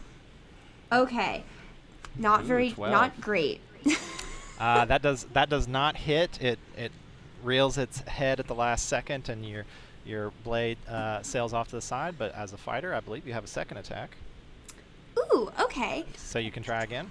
Yeah, I'll do a... So you said my sword went off to the side? Or, like, flew Yep. off? Okay. Well, You you're still still did. holding it. It just missed. Like Okay. the way it turned its neck, you weren't able to hit it. Okay, I'll just try again. And while I am going in with the sword, I'm also imagining that its head is coming off. So, yeah. Combo. Yeah. Okay. Ooh, 20. 20 does hit. Roll your damage. You're wielding this with 2 hands, so you would probably roll the versatile one. Okay. Oh, okay. Damage. Wait, where do you roll with damage? It says damage, immunities, damage. It's on the same thing where you clicked Oh. attack. Underneath of attack, there was damage and versatile. You just click on versatile into the roll. I'm so sorry, you guys. That's all right. There's a learning curve, and this is unusual software too. Okay. Okay, yeah, damage. Beep. Normal, I'm assuming? Yeah. Okay. Just...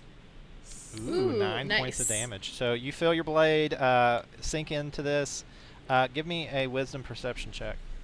Okay. The creature lets out a loud scream as it's got a slash in the back of its neck. Lydia, as you stab into this, there's a moment where you feel like this creature isn't completely here. Okay. Hey guys, from atop the Jabberwock, it kind of feels like the Jabberwock's not really here. I don't know what that means, but it kind of feels weird. Something's off. It's most likely imaginary. Not imaginary. Please don't die. It's a legend. It's very different. Wayfinder Throom. Is that right? Yes. Yes. Well, people have been hurt, so I am going to attack. It did try to claw you. Yeah. I am going to first use a bonus action to use Planar Warrior. So the next time that I hit the Jabberwocky on this turn with a weapon attack, all damage becomes force damage, and they take an extra 1d8 of force damage from the attack. Nice. And I will first attack with my Great Club. So I pull the Great Club off my back, and I reach down with my trunk and grab the standard club off my belt. And I'm going to go in. Clubbing? You're going to go clubbing? I'm going to go clubbing. Oh Yes. my god. Oh my god. So, first... Benny's leaving. Dead. I'm out. So, a Great Club attack. And while I'm doing this, I am thinking very hard about how this creature is very real and can be easily hit by these clubs.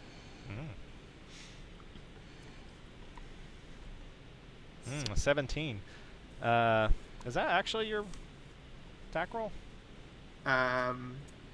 Attack for the Great Club is +3 to hit. What's your proficiency? Or is +3 your proficiency? You have 0 in strength? Yeah, I have +0 in strength. Okay. Yeah, the 3 is the proficiency. Okay, 17 does not hit. All right, so I miss. You bounce off of it. It seems to have tough skin. You were unable to land a blow that you think did any damage. Well, and so following that up comes my trunk with the regular club. Regular club incoming. Ooh, nat 20. Yeah. Nice. Yay! Yeah. It misses. So nat 20.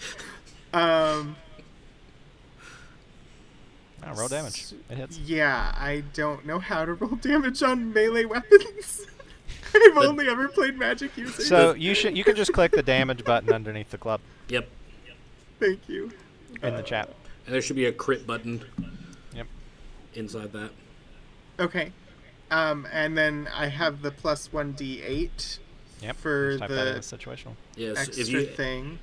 If you add that in the motto or whatever that second block is, Yep. and then hit crit, it should do it right.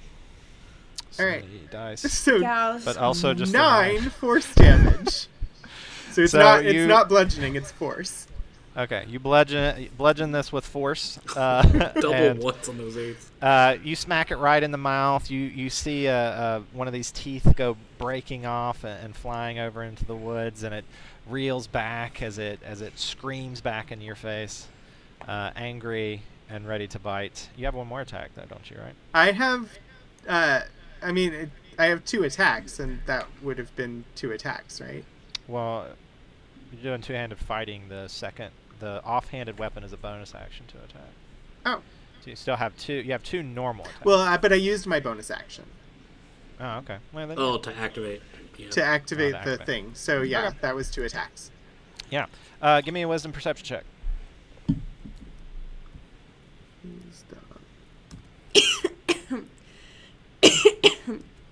Ah, there it is.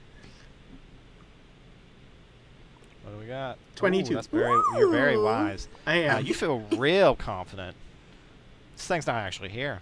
You see it reacting to the hit. You even see damage like coming off of it, like broken teeth and blood and stuff.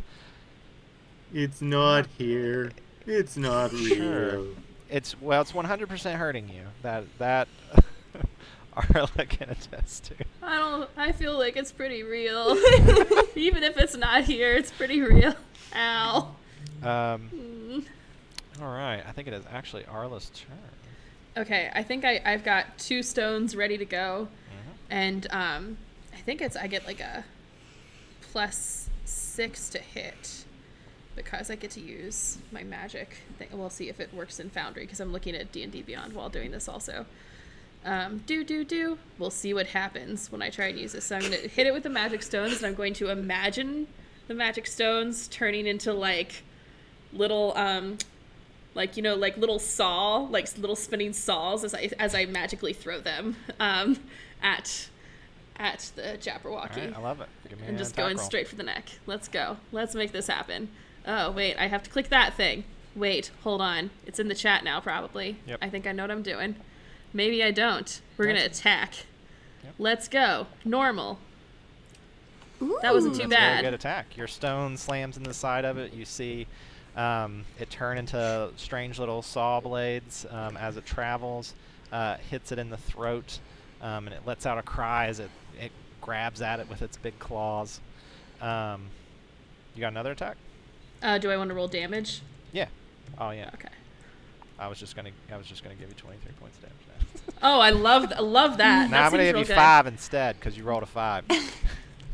That's not good. All right, let's try that again. Let's go again because I can do it a second time, I think. It Yeah, says I go can for do it. it as a bonus action. So we're going to do it again. Let's go. Bam. Die, monster. Not going to That hit. Not misses. going to hit. That's not gonna hit. Don't got it the second time. Blades go flailing off into the woods. One of them almost hits you, Lydia.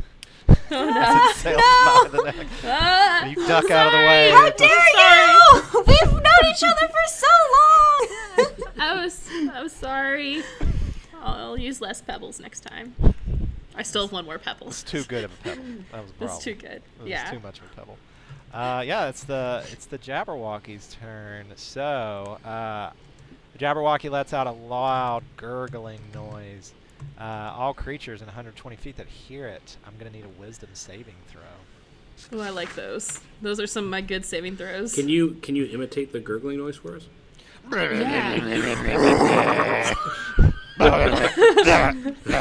am concerned.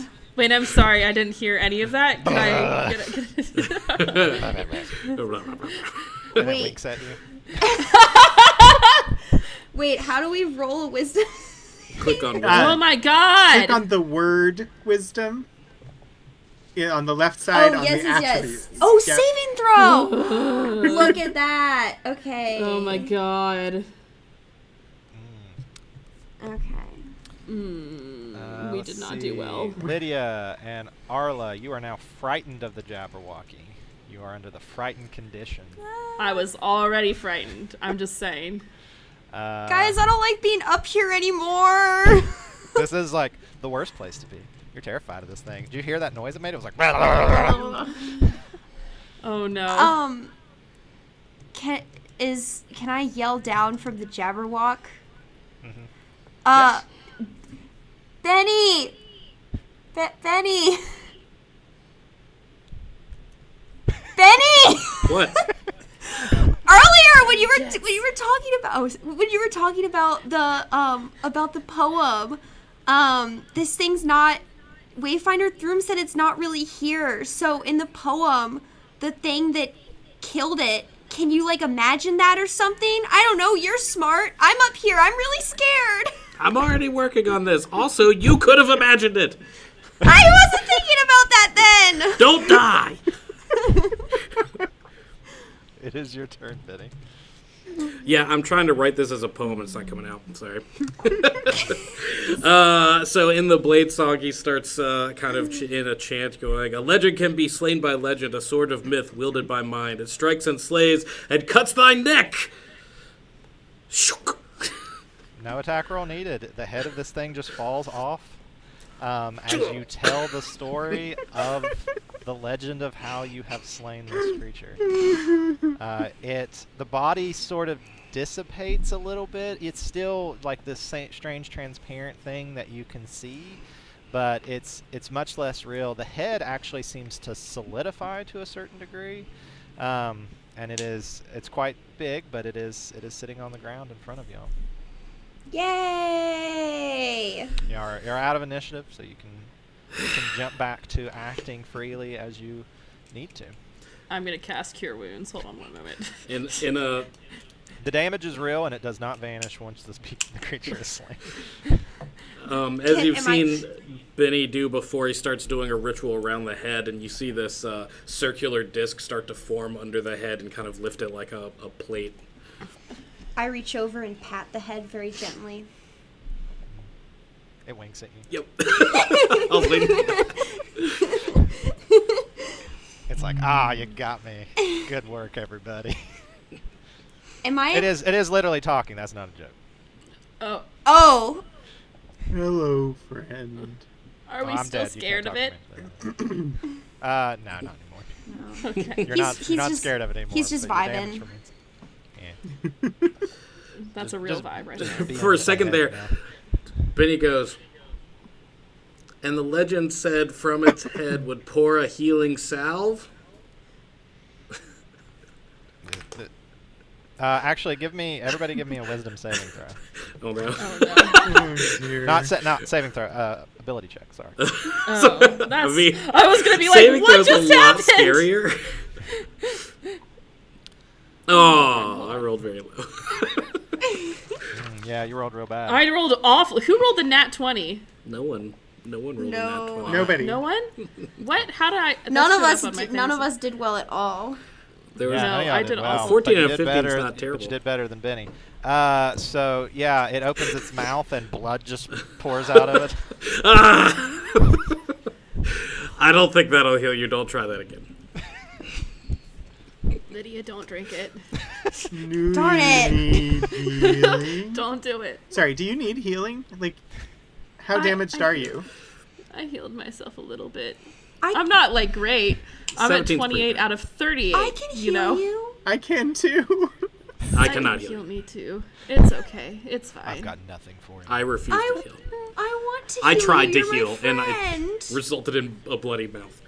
Can I do an Arcana check on the blood, Yeah. You want? or would a nature check work? Would Nature check would probably work better. or would a medicine check work even better? Either one of those is fine. Let's do medicine. I will help. Oh, In your assessment of this blood, I'm assuming. yeah. Let's do it. Medicine check. Wait, I should have. Okay. Yeah. I mean, I have both of these proficient if you want me to roll it. I think I'll be all right. Hopefully, fingers crossed. Ew. So this is monster blood. This has absolutely no healing properties. Right. Yeah. It may be poisonous. It's hard to tell. It may be poisonous. Yeah. This doesn't seem very good. Yeah. How do I heal? How do I heal It's my okay. I think you friend? have just healing for yourself as a fighter. Oh, you have okay. second wind. Yeah. Never okay. mind then. I I lied. will, I can't help you. I through gestures with their their trunk and a little like ghostly figure of a Loxodon appears. If you just step inside, you'll be healed. We probably know the function of this, right? Yeah, you would be. Of previous Like we've traveled enough together, you would know. This is healing spirit. So Start the healing conga line. It's called the good vibe spirit. Yep. So yeah, if you just step inside it, and because I didn't cast it on top of you, so you have to actually step Yeah. into it. But It takes a little while because the plant growth is still here, by the way. That's not a concentration spell. That just happens. and it's there for a minute, so you can step in and out of it, and I can just, or you can just stand in it, and I can heal you a few times over the course of a minute. That sounds excellent. We can just say you end up getting back up to 17 if you got a whole minute. Yeah. Yeah, that should be fine. Yay. Let's just do that. Woohoo! Got Yay! that full 38 hit points. All the Solid. healing. Thank you. Yeah, sure. It's a number of times equal to my spellcasting ability modifier, so I could heal 3 times. Oh, yeah, it's fine. I had already healed. You'd already healed too. Yeah, you were yeah. You were down 17, which is a And I lot got for 7. 5th level characters, but not. Not for, What do you do? Think about perfect tea. cup of tea. tea Perfect cup of tea? time. So what are you doing? Do you guys want to imagine a tea shop and then just I mean, start heading there? yeah. For just to try to satiate the curiosity of it, he imagines tea in this area, a perfect cup of tea made from every star in the sky, just to see what happens. Nothing happens. Yeah, It's silly. There's a big like smile up on a branch and goes, "What are you doing?" It's Minx. Minx. How Yep. are you? Okay. We were Doesn't sound okay. Only okay. Cursed. Yeah. Cursed? Do you need help Yeah. with that? You're cursed? Yeah, which cursed me to smile like this. Oh Said no. I had to smile this way until I was happy on the inside as I looked on the outside. Oh no. Can we help you become happier? I don't know. I'm a pretty miserable person. Oh Can no. we help you be not cursed? I don't have any sort of. Maybe if I come back another time, I Yeah. have some restoration Yeah. spells, but you probably need greater restoration. I'm not so good. I'm not. Benny pulls a wand out from his pea coat and twirls it, and like a scroll appears, and he's like, "Here, put in a contract with the Wizarding Society, and we'll be back to help you later." you could fill out a requisition form for decursing. You the And it the like cat mage appears. hands up to him or her. Oh, okay. The cat looks at it and takes a claw out, and you realize in a moment that's actually like cutting a traced hole that looks like its name, and it goes, "What did I just sign?" And it just like tosses it back to you. Perfect. Hey Minx. Yes, Do you know anything about tea? it's delicious. Do you know if there's tea in the Feywild anywhere? Yes, Really? Where? it can be anywhere. You just gotta make it. Well, Denny, didn't you try that earlier? No, I think she means literally make tea. Yeah. Like, Yeah. just pick up Do you random know- herbs and be like, probably tea. Could Do be. you know how? Do you know how to make star tea? Tea from stars. I figure you just get just some stars and brew them. You know how to make tea? Tea's a really common drink. I feel like y'all, between the four of you, should know how to make tea. Oh, I make lots of tea. Mushroom tea.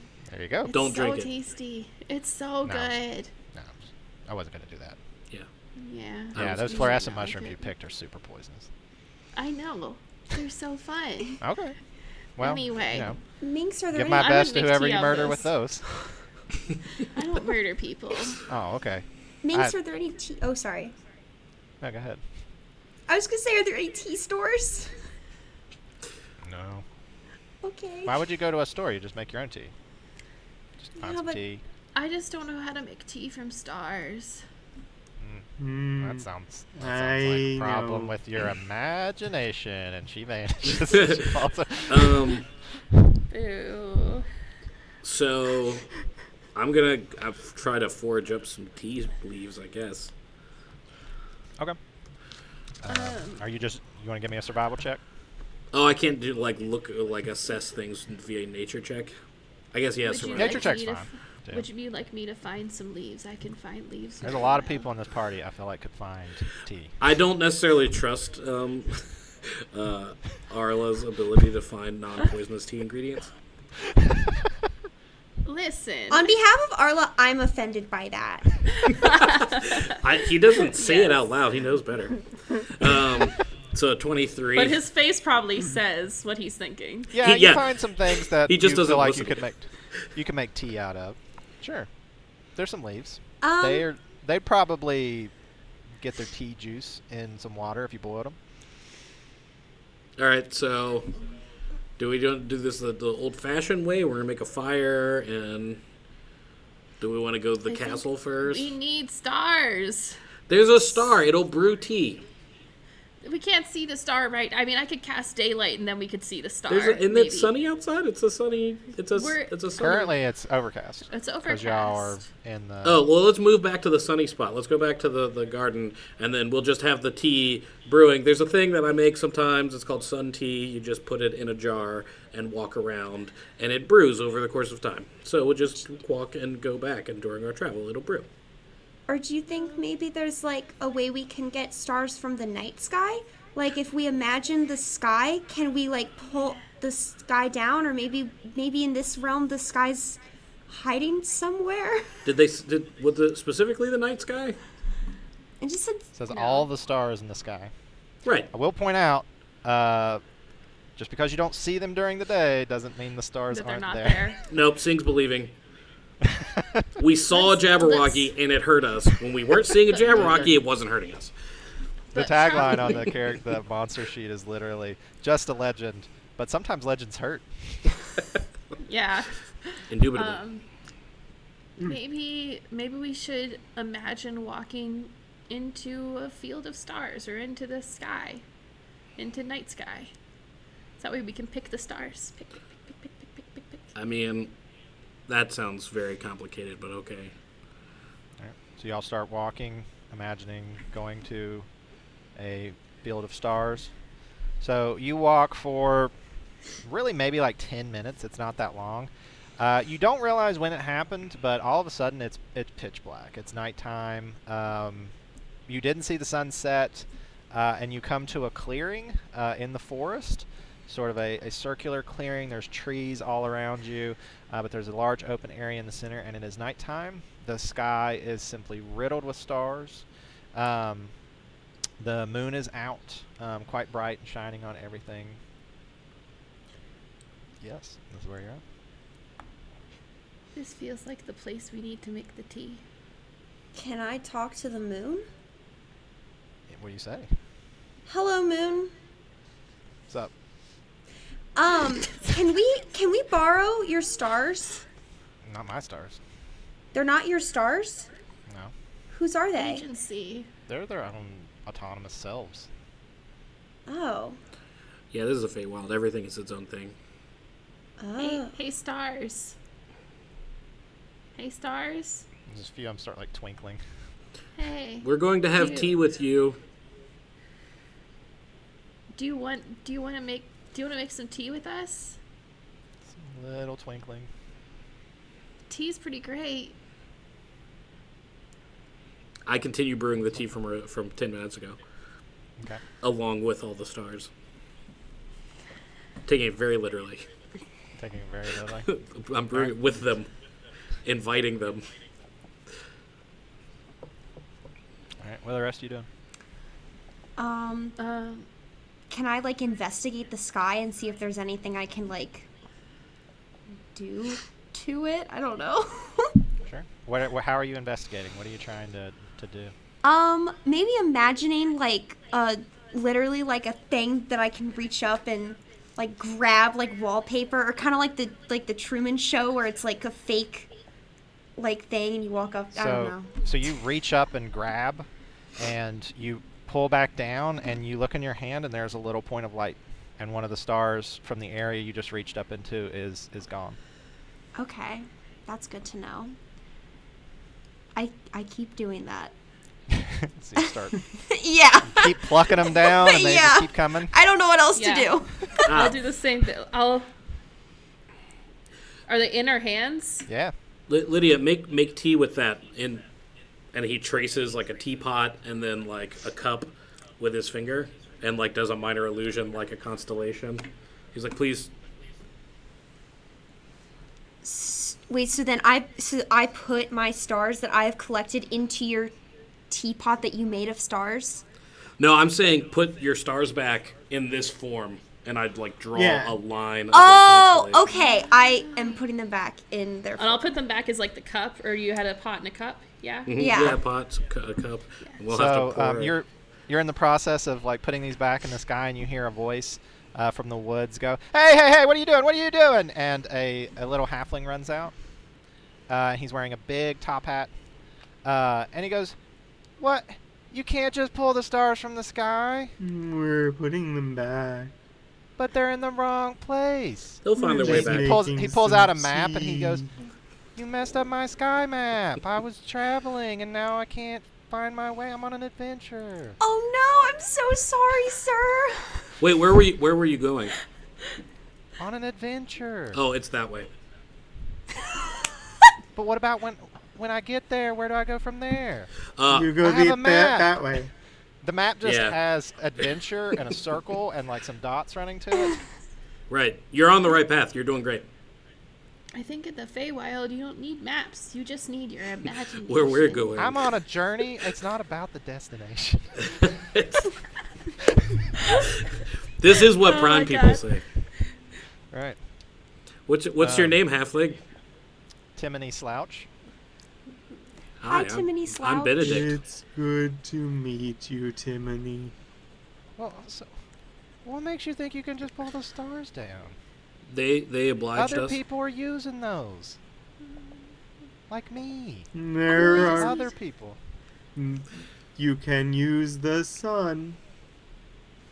But it's nighttime. It's daytime. It's not nighttime over there.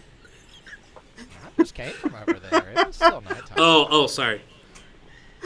Huh? Oh, yeah, I was over there, too. It's still Right. nighttime. No, it's daytime there too. I think if you walk and you imagine the stars, they might come back too. Well, yeah. Well, I mean, they were already here. They're just in the wrong place. Hold on. Would you like some tea? Well, sure, no one say no to a cup of tea. Right. Okay. So I'm gonna reach up and try to grasp the teapot constellation. Okay. So you grab a constellation, and you feel like a... There's a moment where, like, when you put your hands on it, it like almost detaches, as though it were stuck up there, and you're holding this teapot that literally looks like a part of the sky has been transposed. It's not just like a two-dimensional like wrapping like wallpaper. It's obviously a three-dimensional teapot, but inside is full of the space that it held. And there's a strange black patch in the sky that's just like pure black where it was and where the teacup was. The teacup's the same way. It is empty, but you can see sort of inside the wall, so it's sort of semi-transparent. Literally, as I imagine, I'm like, this would be the coolest teacup set ever. Yeah, it's got the space rendering that's just Yeah, it's completely like- We'll have get it. it? We'll have Yeah, it in our. It seems like good merch. Like if we had merch. If we had it'd be merch, yeah, ideal. that would be Buy the great merch. But you detach this teapot and this teacup from the sky. I'll take a regular cup out and see if anything pours into it, because it might be hard to discern if anything's pouring into a star cup. So you pour into a regular cup, and what comes out is a piping hot cup of what looks to be normal tea. Ah, It does not. It's not. Doesn't look like space tea or anything. How does it smell? It smells kind of fruity. Does it smell Do we- perfect? I mean, that's a perfect tea is multiple senses. Timony. Wait, what's the guy's name? Timony? Timony Slouch. Timony Slouch, would you please try the cup of tea? Can he try it? He looks at it and he smells a little bit. And he's like, yeah, I have some of that tea. yeah. Benny will Are you offer offering it. that tea? Yeah, he offers it. He drinks it. He says, it's very flickery. Very flickery tea. It's good, though. Some might say perfect. Ding. He just keeps drinking. All right. I think we're well, good now that on we're done. tea. Wait, I grabbed. Can I have the tea thing for a second? Yes. Not the tea itself. The kettle. Yeah, I hand it to her, but there's a mage hand that's like trying to hide its way, like still holding it. It's like security. Hey stars, can you find your way back? If I throw you, will you find your way back to your normal spots to make Mr. Timony happy? Some little flickering. Okay, let's go. Wait, Ah! if I cast comprehend languages on myself, can I understand stars? You could try. Because I think it says if there's a language to it, but I might be spoken only. Yeah, it's any language you hear. Never mind. Ha! Arla, give me a perception check. Oh It's no. based on hearing, if you have some sort of special bonus related to hearing. I don't think I have any special bonuses on that. Okay. So just give me a normal one. Let's go perception. Yeah. Normal. Uh-oh. Ooh, that's terrible. Nah, you got nothing. Oh well. So you just throw the teapot? Yeah. So I the mean, the stars mage hand go in. holds it. Hopefully, yeah. I was gonna say I don't know that he's got a mage hand And on it. completely just like it's like So you're trying to force it, Just like, holding not it. let it go? Yeah, just hold it because it can hold like 10 pounds. So I imagine. Okay. A Well, so space- she's actually tossing it. Oh, okay. So if you're gonna hold it, you're gonna have to like actually try to stop it from going up there. Okay. I don't know if there's a check for that, but it could just probably break I don't. it. It can only hold 10 pounds. I don't know that it can like take a thing from a person. So Yeah, I think that's I think the it point would- of it. I think it just fails automatically. Yeah. So yeah, you toss this tea kettle. The stars just sort of splatter against the sky in random places, and it starts to rain. Tea. Is it raining tea? Oh my it's God. Quite hot. Oh no. Everybody, go ahead and give me a con save. No. Can I reaction to like umbrella shield myself? Yeah, you can. Just be like, Oh my like, God. like put my cane not so up and bad. it's like. That's not great. That's also not great. I did poorly. Oh no. Dex doesn't can I get you out of the cast- rain. No, it's not gonna make a difference. Wayfinder, Throom, and Lydia, y'all both take 2 points of, I guess, fire. is Tea probably the damage? well, it's like scalding damage. Yeah. And I'm gonna say that's fire. Yeah, that makes from getting a big splash on you. Oh, Arla, you are able to sort of dodge at the last second a big splash that's headed in your Whoops. direction. And Whoops, Benny, everyone, you sorry. you throw up shield and make a little ethereal umbrella over top of you at the last second. Sorry, stars. Timony goes, ow! Oh, wait! If I was right next to him, they at least have a big hat. So sorry. he had a big hat on. Maybe he's okay. So did we make the tea? But Well, now I think it we is just gone. dispersed the tea. So No, we have it in a cup, like a normal cup. I didn't take the cup. yeah, Yeah, and we then gotta I give that gave to it to the Timothy. halfling to drink. Oh. Whoops. Now we I have start to grabbing make the a. stars again. You're like sorry. Sorry.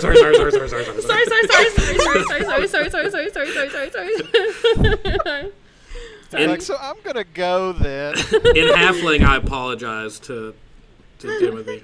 Hey, I you am respond so to sorry halfling. for my friends. Thanks, I guess. Do what you want with the stars. I'm leaving. Bye, Timony. Bye, y'all. Poor Timony. This time, though, I make sure the kettle is made with all the stars. Like, there's not one for the cup. There's just one kettle with literally all the stars. Okay.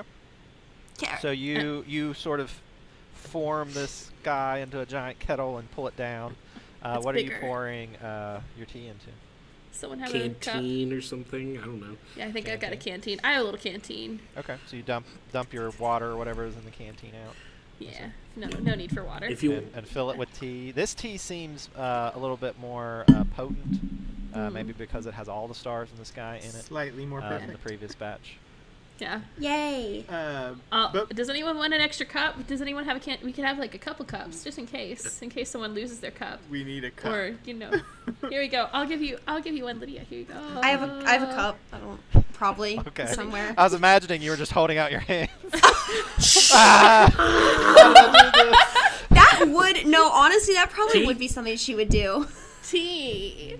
This works for me because you're below me in Zoom, so it looked like I was pouring it directly into your cup. So who all is taking a cup of the tea? So you have a canteen full. I mean, Canteen. I'll do one as well, just as a backup. Canteen. Canteen. I have a cup for backup as well. Okay, there is a regular cup. Benny provided it earlier. Timony would have given it back before he left. Wayfinder okay. Throom, are you taking a cup? If there's enough for there still to be a cup. You don't know that you could get to the bottom of this teacup. Oh, Or well this then teapot. absolutely.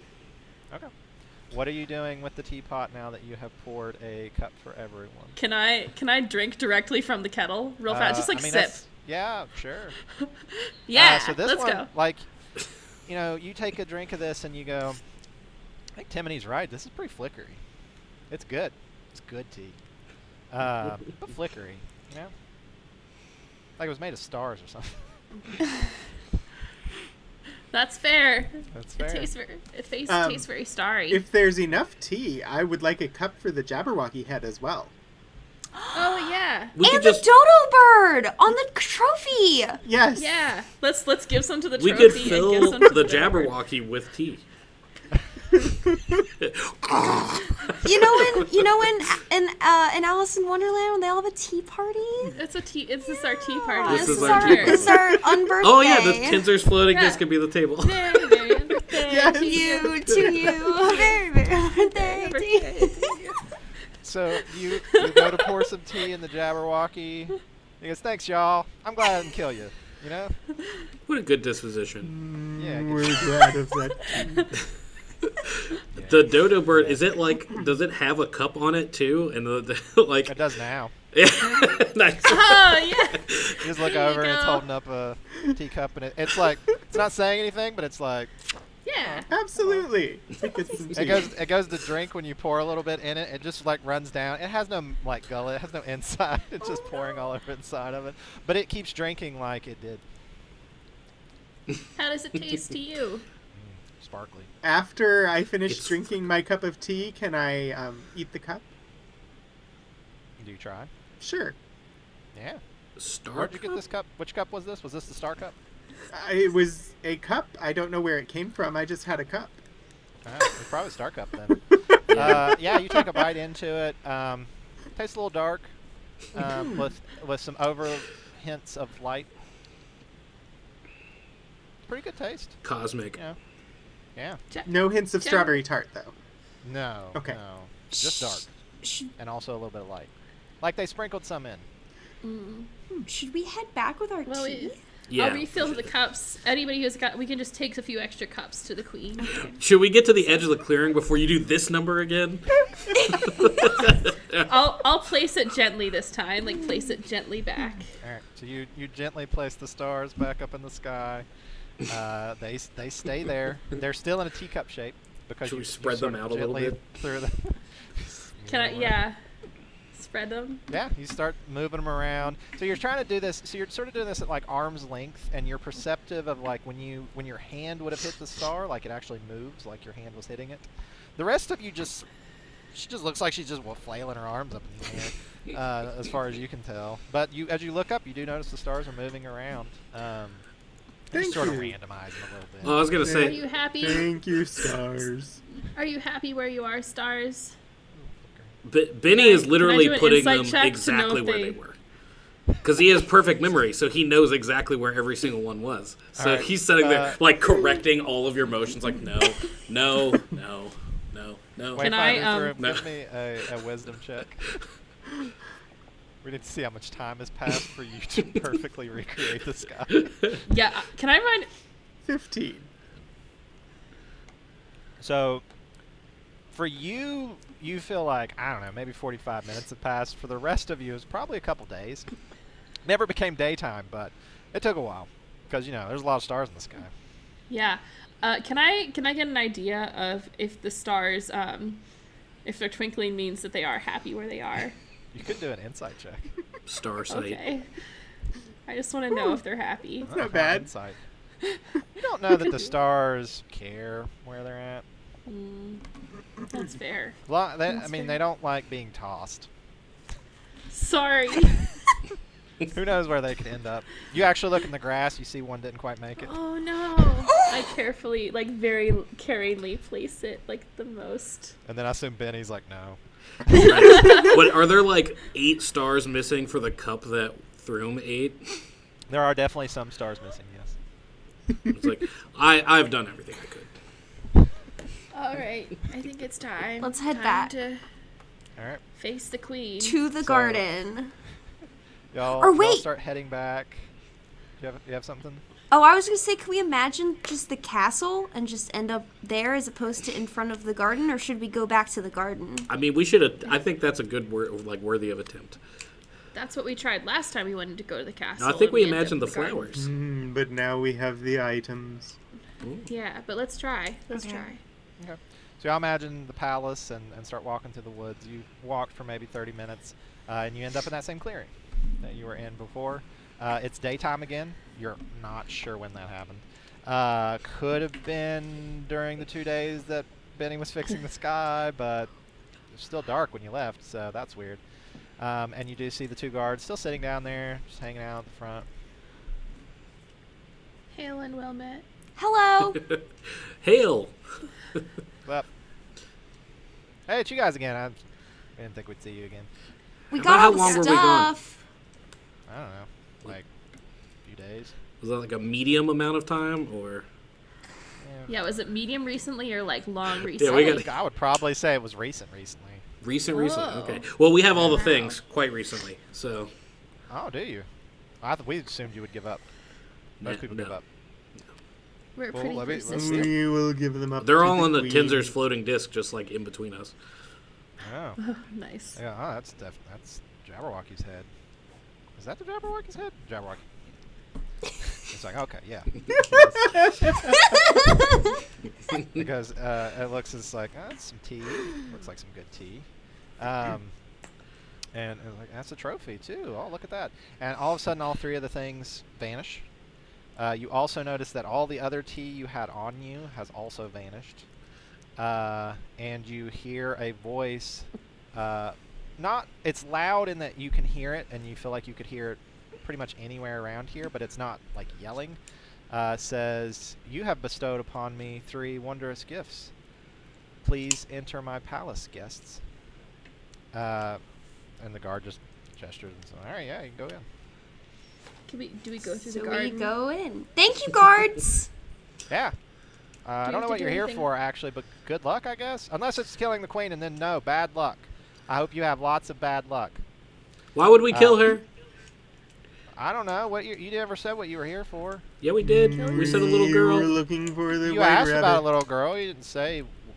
Are you going to kill that little girl? No, we're not here to kill anyone, except apparently a Jabberwocky. You got a lot of weapons for not being here to kill people, but all right. I have a I mushroom. have a stick. He just points at the clubs and the swords and axes. It is And fair. the longbow and the net and the Right, yeah, all that stuff. He's like, all that stuff. Cool. Yeah, it's fair. Good luck, I guess, then, with Okay. with your stuff. Y'all start Bye, walking friends. into the garden, towards the palace. Yeah. As you walk into the garden, as guests of the queen, the distance that it appears to be away, which is a few hundred yards, is the actual distance that you walk. You eventually walk up to the palace. I believe I have a thing I'm supposed to read to you at this point. Let me double check. When you reach the doors, there are 2 guards standing outside the front doors. These are sort of huge, tall doors. As you approach, they begin to open, seemingly automatically. The guards don't move out to open these doors for you. As the enormous doors to the palace open, you see hundreds of elves and other humanoid creatures seated in pews lining either side of the throne room. Aligned on either side against the walls are dozens of Eladrin guards with shields bearing clubs, spades, hearts, and diamonds. There are stained glass windows every few yards depicting meetings between well-dressed figures around meeting tables, enemies bowing at a woman with black hair's feet, and large armies marching outside of this palace. Seated upon the large black and silver throne at the front of the room is a beautiful elven woman with long black hair tied up in a neat and ornate bun on the back of her head. She is dressed in a shimmering emerald green dress, and atop her head is a crown. The crown is not a physical creation, but instead created from light and magic that floats inches above her hair. At the point at the topmost silver spire on the crown is a bright red light that pulses like a heartbeat. At her side is a 3-foot-tall white rabbit standing on its hind legs and wearing a checkered waistcoat with a large pocket watch in hand. As you enter the throne room, she instructs you to approach, and although her voice is spoken at normal tones, you hear it as clearly as if she was right beside you.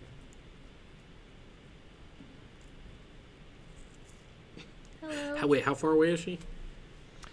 She, at this point, you actually realize the same sort of thing that was going on in the garden is going on here. She looks to be hundreds of yards away, but as you start walking, you realize that the distance may not prove out. And there's no yellow-haired 13 or so-ish year old girl. Yeah. Nope. Okay. Not that you see. But we can hear her, perfectly, you said? Yes. Hello, as other people said earlier. Are you approaching, or are you staying back at the door? No, we're going I was forward. She made us approach. I thought we already had we'll approached. Yeah, we'll approach. So you walk forward. As you walk, you realize the distance doesn't seem that great.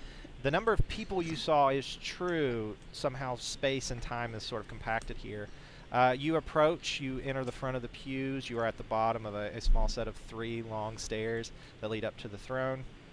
And as you approach, the White Rabbit says, introducing Her Majesty, Gwynrir Sept, the Queen of Hearts. Your Majesty, these are some outsiders. We're not sure what they want.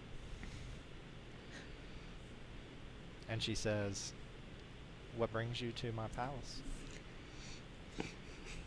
Hello. Oh, go ahead. No, that's all acting. No. Go. No. No.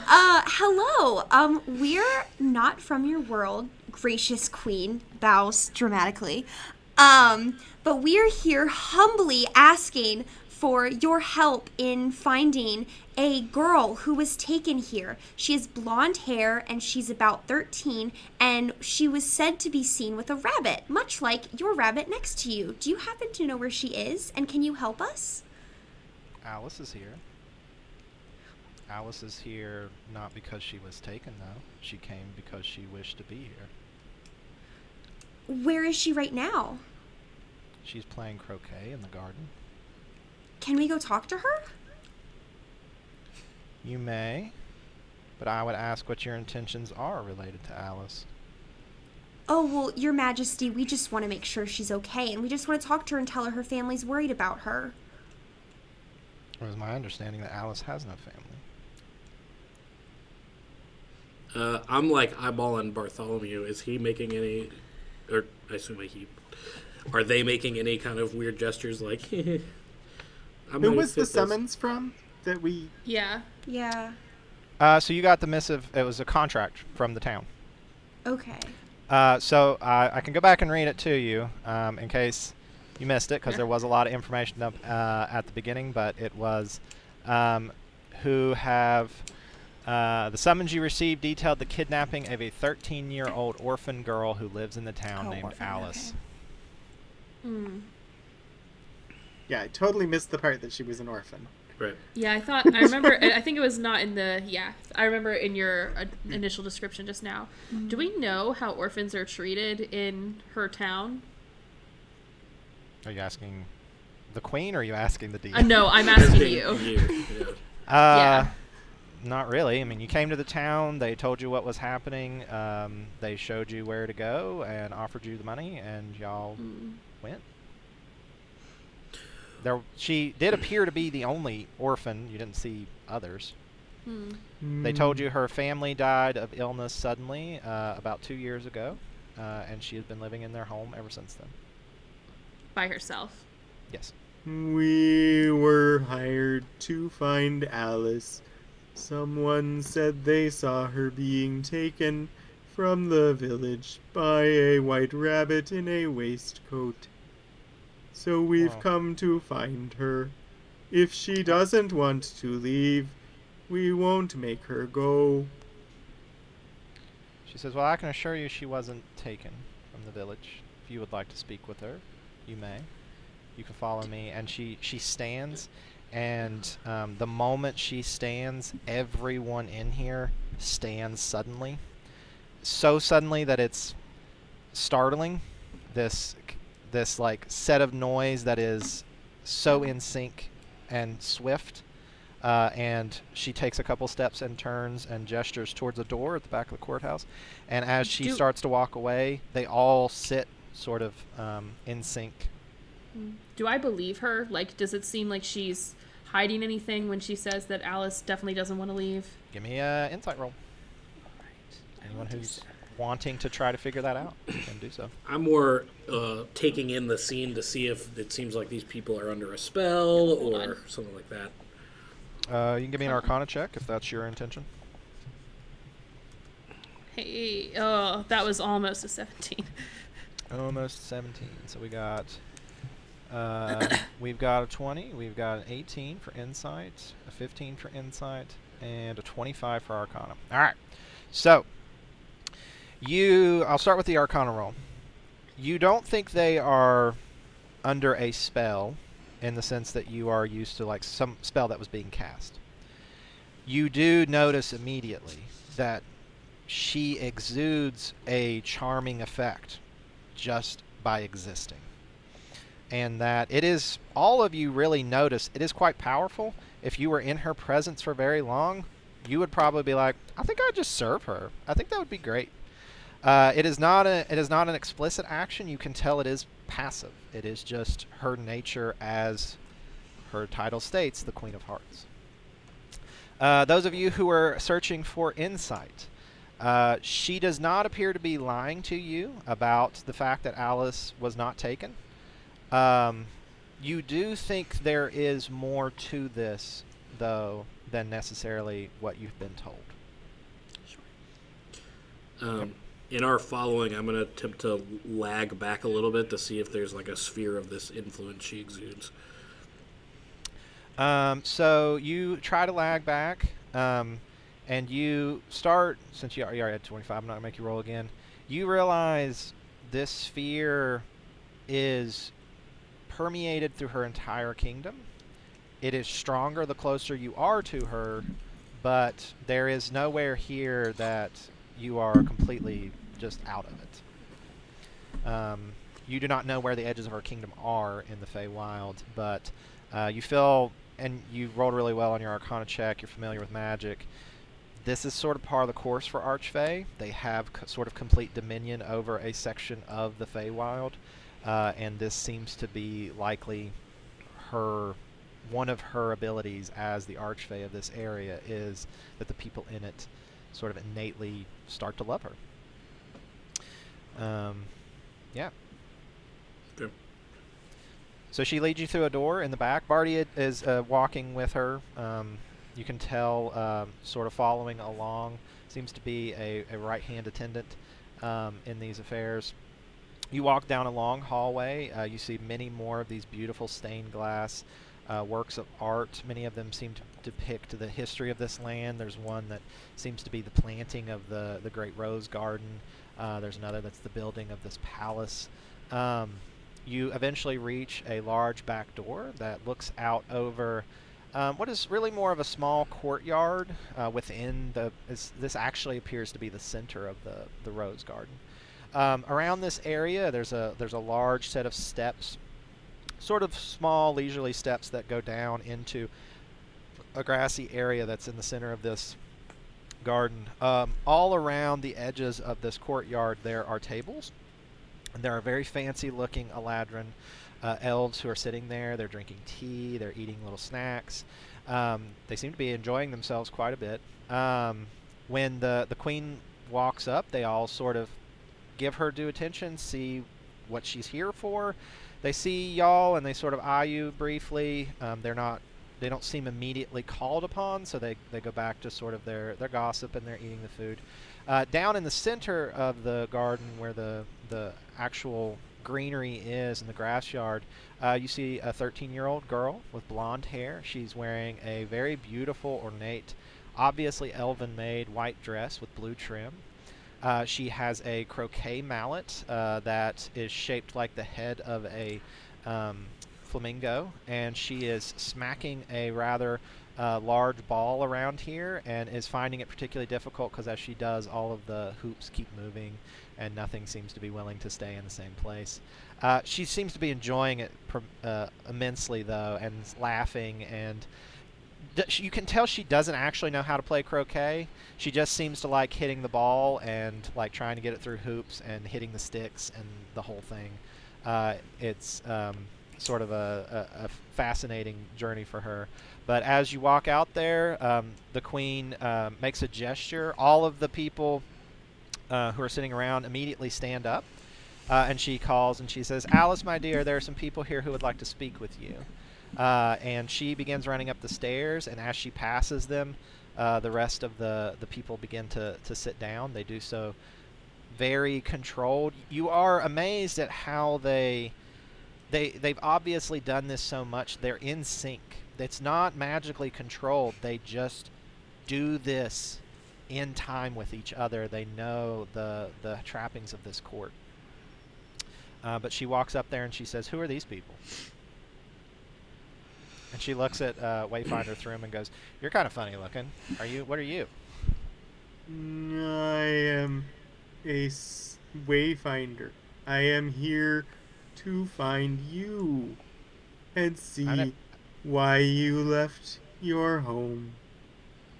Oh, because I didn't like it there. What was wrong with your home? Nobody was looking out for me. Benedict produces the contract and goes, "Well, the whole town seems to be concerned with you, so I would interject that maybe they do." She looks at the contract. You're not 100% sure she can read. Right. Well, But she does seem to grab a hold of one thing on here, and that is she does know monetary denominations and says, "Yeah, I bet they only offered you 25 gold for me. The old alchemist lady has a whole stash of money in her basement. She gets it from selling all the mushrooms and stuff they steal from this place." Arla. Great reaction. We got to burn this town down.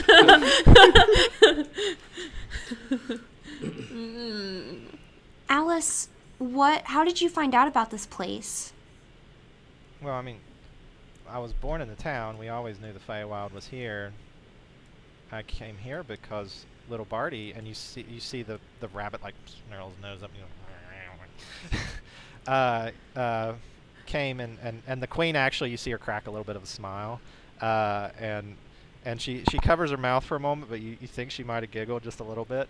So little Barty said if I came with him, I could have a home and I could live here. So have they given you a home? What do you usually do here? The queen lets me do what I want. I get food. You do see, as she says that, she looks down. On one of the tables, there's nobody sitting at it, and there's a tray of food. It looks different than the other trays. Nobody else is eating from that tray, but she gestures at that towards, that's her food. So she's like, "They give me food. I have a room in the castle. I get to come out here and play in the garden." Can I look at the food a little bit more carefully? Sure. You can give me a... What do you think... What do you want to roll?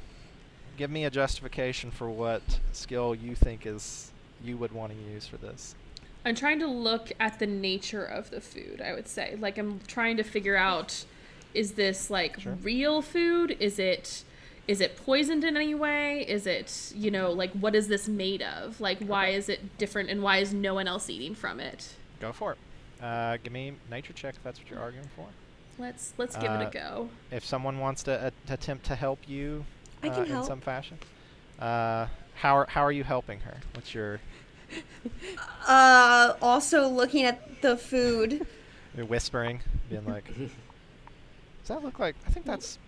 Yeah, maybe like bouncing ideas off of each other. Yeah, Lydia and Arla have been foraging together in the forest, so Okay. it's Just eat in something there. and you'll figure it out. I know. No, this is what Arla would be like. No, don't eat some. Don't eat some. I would no. do- no, I would And Arla literally- goes, "You fell asleep." Oh no. That's That pretty could have been bad. That's better. pretty bad roll. That could have been a lot better. Your initial impression with your 14 is this food looks very normal and unordinary. It's not out of the ordinary, but that is if it were from the prime material plane. Yeah. The rest of the food here, the ones that everybody else is eating, looks lavish. Some of it glows. Some of it has physical properties that you're not even sure it should be able to have. Like there's a Jello statue that seems to be both literal liquid and solid at the same time, and you're really fascinated by how it is, like flows down at one point but is like a solid bed at the bottom. So this looks very plain in comparison to that, but it looks just like sort of normal food from where you're from. Queen Sept? Yes. How did Alice become an insider? We were told outsiders could not enter the castle and had to go fetch various items to get inside. What did Alice do to gain an invitation? Alice is here on my direct invitation. How did you know about Alice? I didn't know specifically about her, but Bartholomew found Alice and extended my invitation to her. But I want to wait for Throom to finish. Go ahead. It's hard to It's tell. fine. Just say it. Just like it would be with, Working with ints is very similar. So Benedict will kneel down and go, Alice, did you ever have a pet? She says, I mean, there's some animals in the woods that I saw a lot. I didn't really ever take them home, but sort of like pets. No, I guess is the answer. Do you know people with pets, though? Maybe a cat or a dog, and he lifts up his messenger bag and his familiar, which is a little weasel with a similar hat on, pops up. She's like, oh, that's a weasel. Why are you hanging out with a weasel? Well, Watson is very, very, very deductive and helpful. He's my familiar. But he's similar to a pet some people would have, where they would keep an animal for companionship, something to entertain them. You usually know people that have pets like that, a house cat, something like that. Yeah, I mean, old lady Johnson, she had a cat. What do they feed their pets? Scraps? Food. Food, yes. Have you tried the lavish foods that the denizens of this realm have? Yeah. It makes you big or it makes you small. It makes it really hard to eat. So the queen brings me food from my realm so that I can actually eat and I'm not constantly changing size. Seems reasonable. As someone who's pretty small, it's not always fun. Well, I mean, I'm small, but it's when you eat something and then you become big and then you eat more and then you get smaller, but your stomach can't really handle all that food. You start feeling sick. It's not great. Yeah. They don't. It doesn't affect them. I guess they've been eating it all the time, but... Interesting. And what does the queen have you do here? Nothing. Just play all the time? Yeah. Yeah. Do you leave ever? Explore? I've explored the garden. Would you ever want to explore beyond the garden? I don't know. Maybe. The garden's pretty big. You seen how big it is? It does seem quite big. Have you seen the beach? We were just there this medium recently. I don't know. I might go to the beach sometime. Would the queen let you go to the beach? The queen says, Alice can go to the beach if she wants to go to the beach. What if she wants to go back? I might like to have someone to protect her. The Feywild is not, as you have seen, given your previous trials with the Jabberwocky, a completely safe place for wanderers, but... May Alice accompany us back to the village to tell them that she left of her own free will? The queen says Alice is free to do what she wants, and Alice says, I don't want to go back there. You don't have to go back forever, just to let them know. Just say, like, hey, I'm Alice. Why don't y'all just tell them? Why are y'all here? They won't believe They us. won't necessarily believe us. They sent us to find you. They will probably send more people to find you. And that would be dangerous. We don't want anyone The else to queen get hurt. The queen laughs and says, it would not. It would be dangerous for them. Yeah.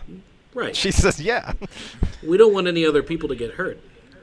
So, you can go tell the village why you, What if have they try chosen to to keep leave? me there? We won't let them. We We'll help won't you. let them make you do anything you don't want to do. She goes, how do I know y'all won't try to keep me there? You don't get your 25 gold unless I stay, right? I don't think that was explicitly stated. He looks at the contract. He's like, that was not explicitly stated. She didn't read the contract. She just saw that you get 25 gold. As you noted, 25 gold is not a lot of money. Yeah, I whispered to Benny, why are we only taking this for 25 gold? That's not a lot. So I will say y'all totally got guilt tripped into this. Like, oh, we need this girl back. We cared more about you being in danger than the reward. She goes, well, I'm not in danger here. We had no way of knowing. You're trying to put me in danger. No, we aren't. Are we? Why would we? Because I don't think they'll want me to come back here. They're not going to stop us. The queen goes, Alice, why don't you continue your game? I will chat with our guests a bit and see if we can't get this sorted out. Can I, does it seem like she's under the charm kind of thing that's happening? Or does it seem like she's totally with it? You can give me insight or arcana. Either one of those are fine. I think insight's gonna be better. I mean, yeah, I will continue my arcana investigations from earlier. Or should that be investigation itself? It's not the worst. It's not the best. I mean, you could. Investigation's really more for finding out physical things, so this is probably more arcana, because the idea is either you're insighting to see if her behavior tracks in a weird way, or you're arcaning to see is this a magical effect that's created by this. Arcana-ing. So 22. And I got Benny, a 16 for insight. You feel confident, and in your sort of quick interpretation of the situation, she is actually not under this effect at all. And given what you've seen, you think the queen is actively not affecting her. That this is only a thing that could be happening if the queen willed it so. In your arcana, because you did roll high, I will tell you, you do notice she doesn't appear to be under charm or any other spell like that. There is some other strange magical thing about her, though. Okay. How do we go about finding out what that is?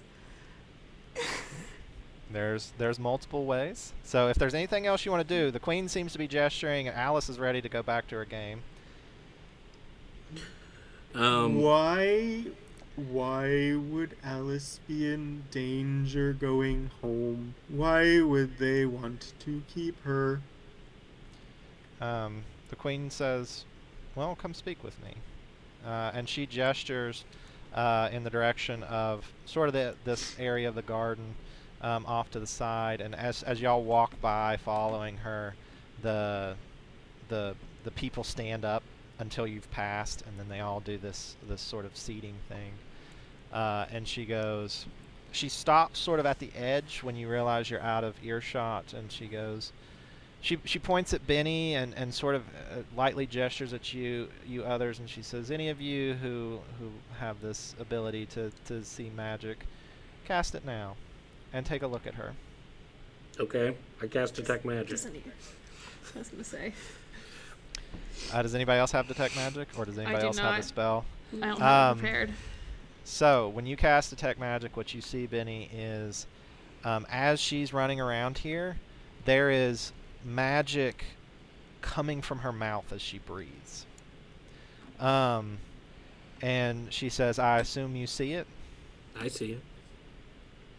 She says, that girl breathes the very life essence of the Feywild. She was born on a permeable area between this. The townspeople find that wherever she goes, those plants they need so desperately for their sales follow. Yeah, I'm not about that. She goes, I don't know if they actually understand the mechanism by which this happens, but I feel confident they are not unaware of this, and that is the only reason they have asked you to return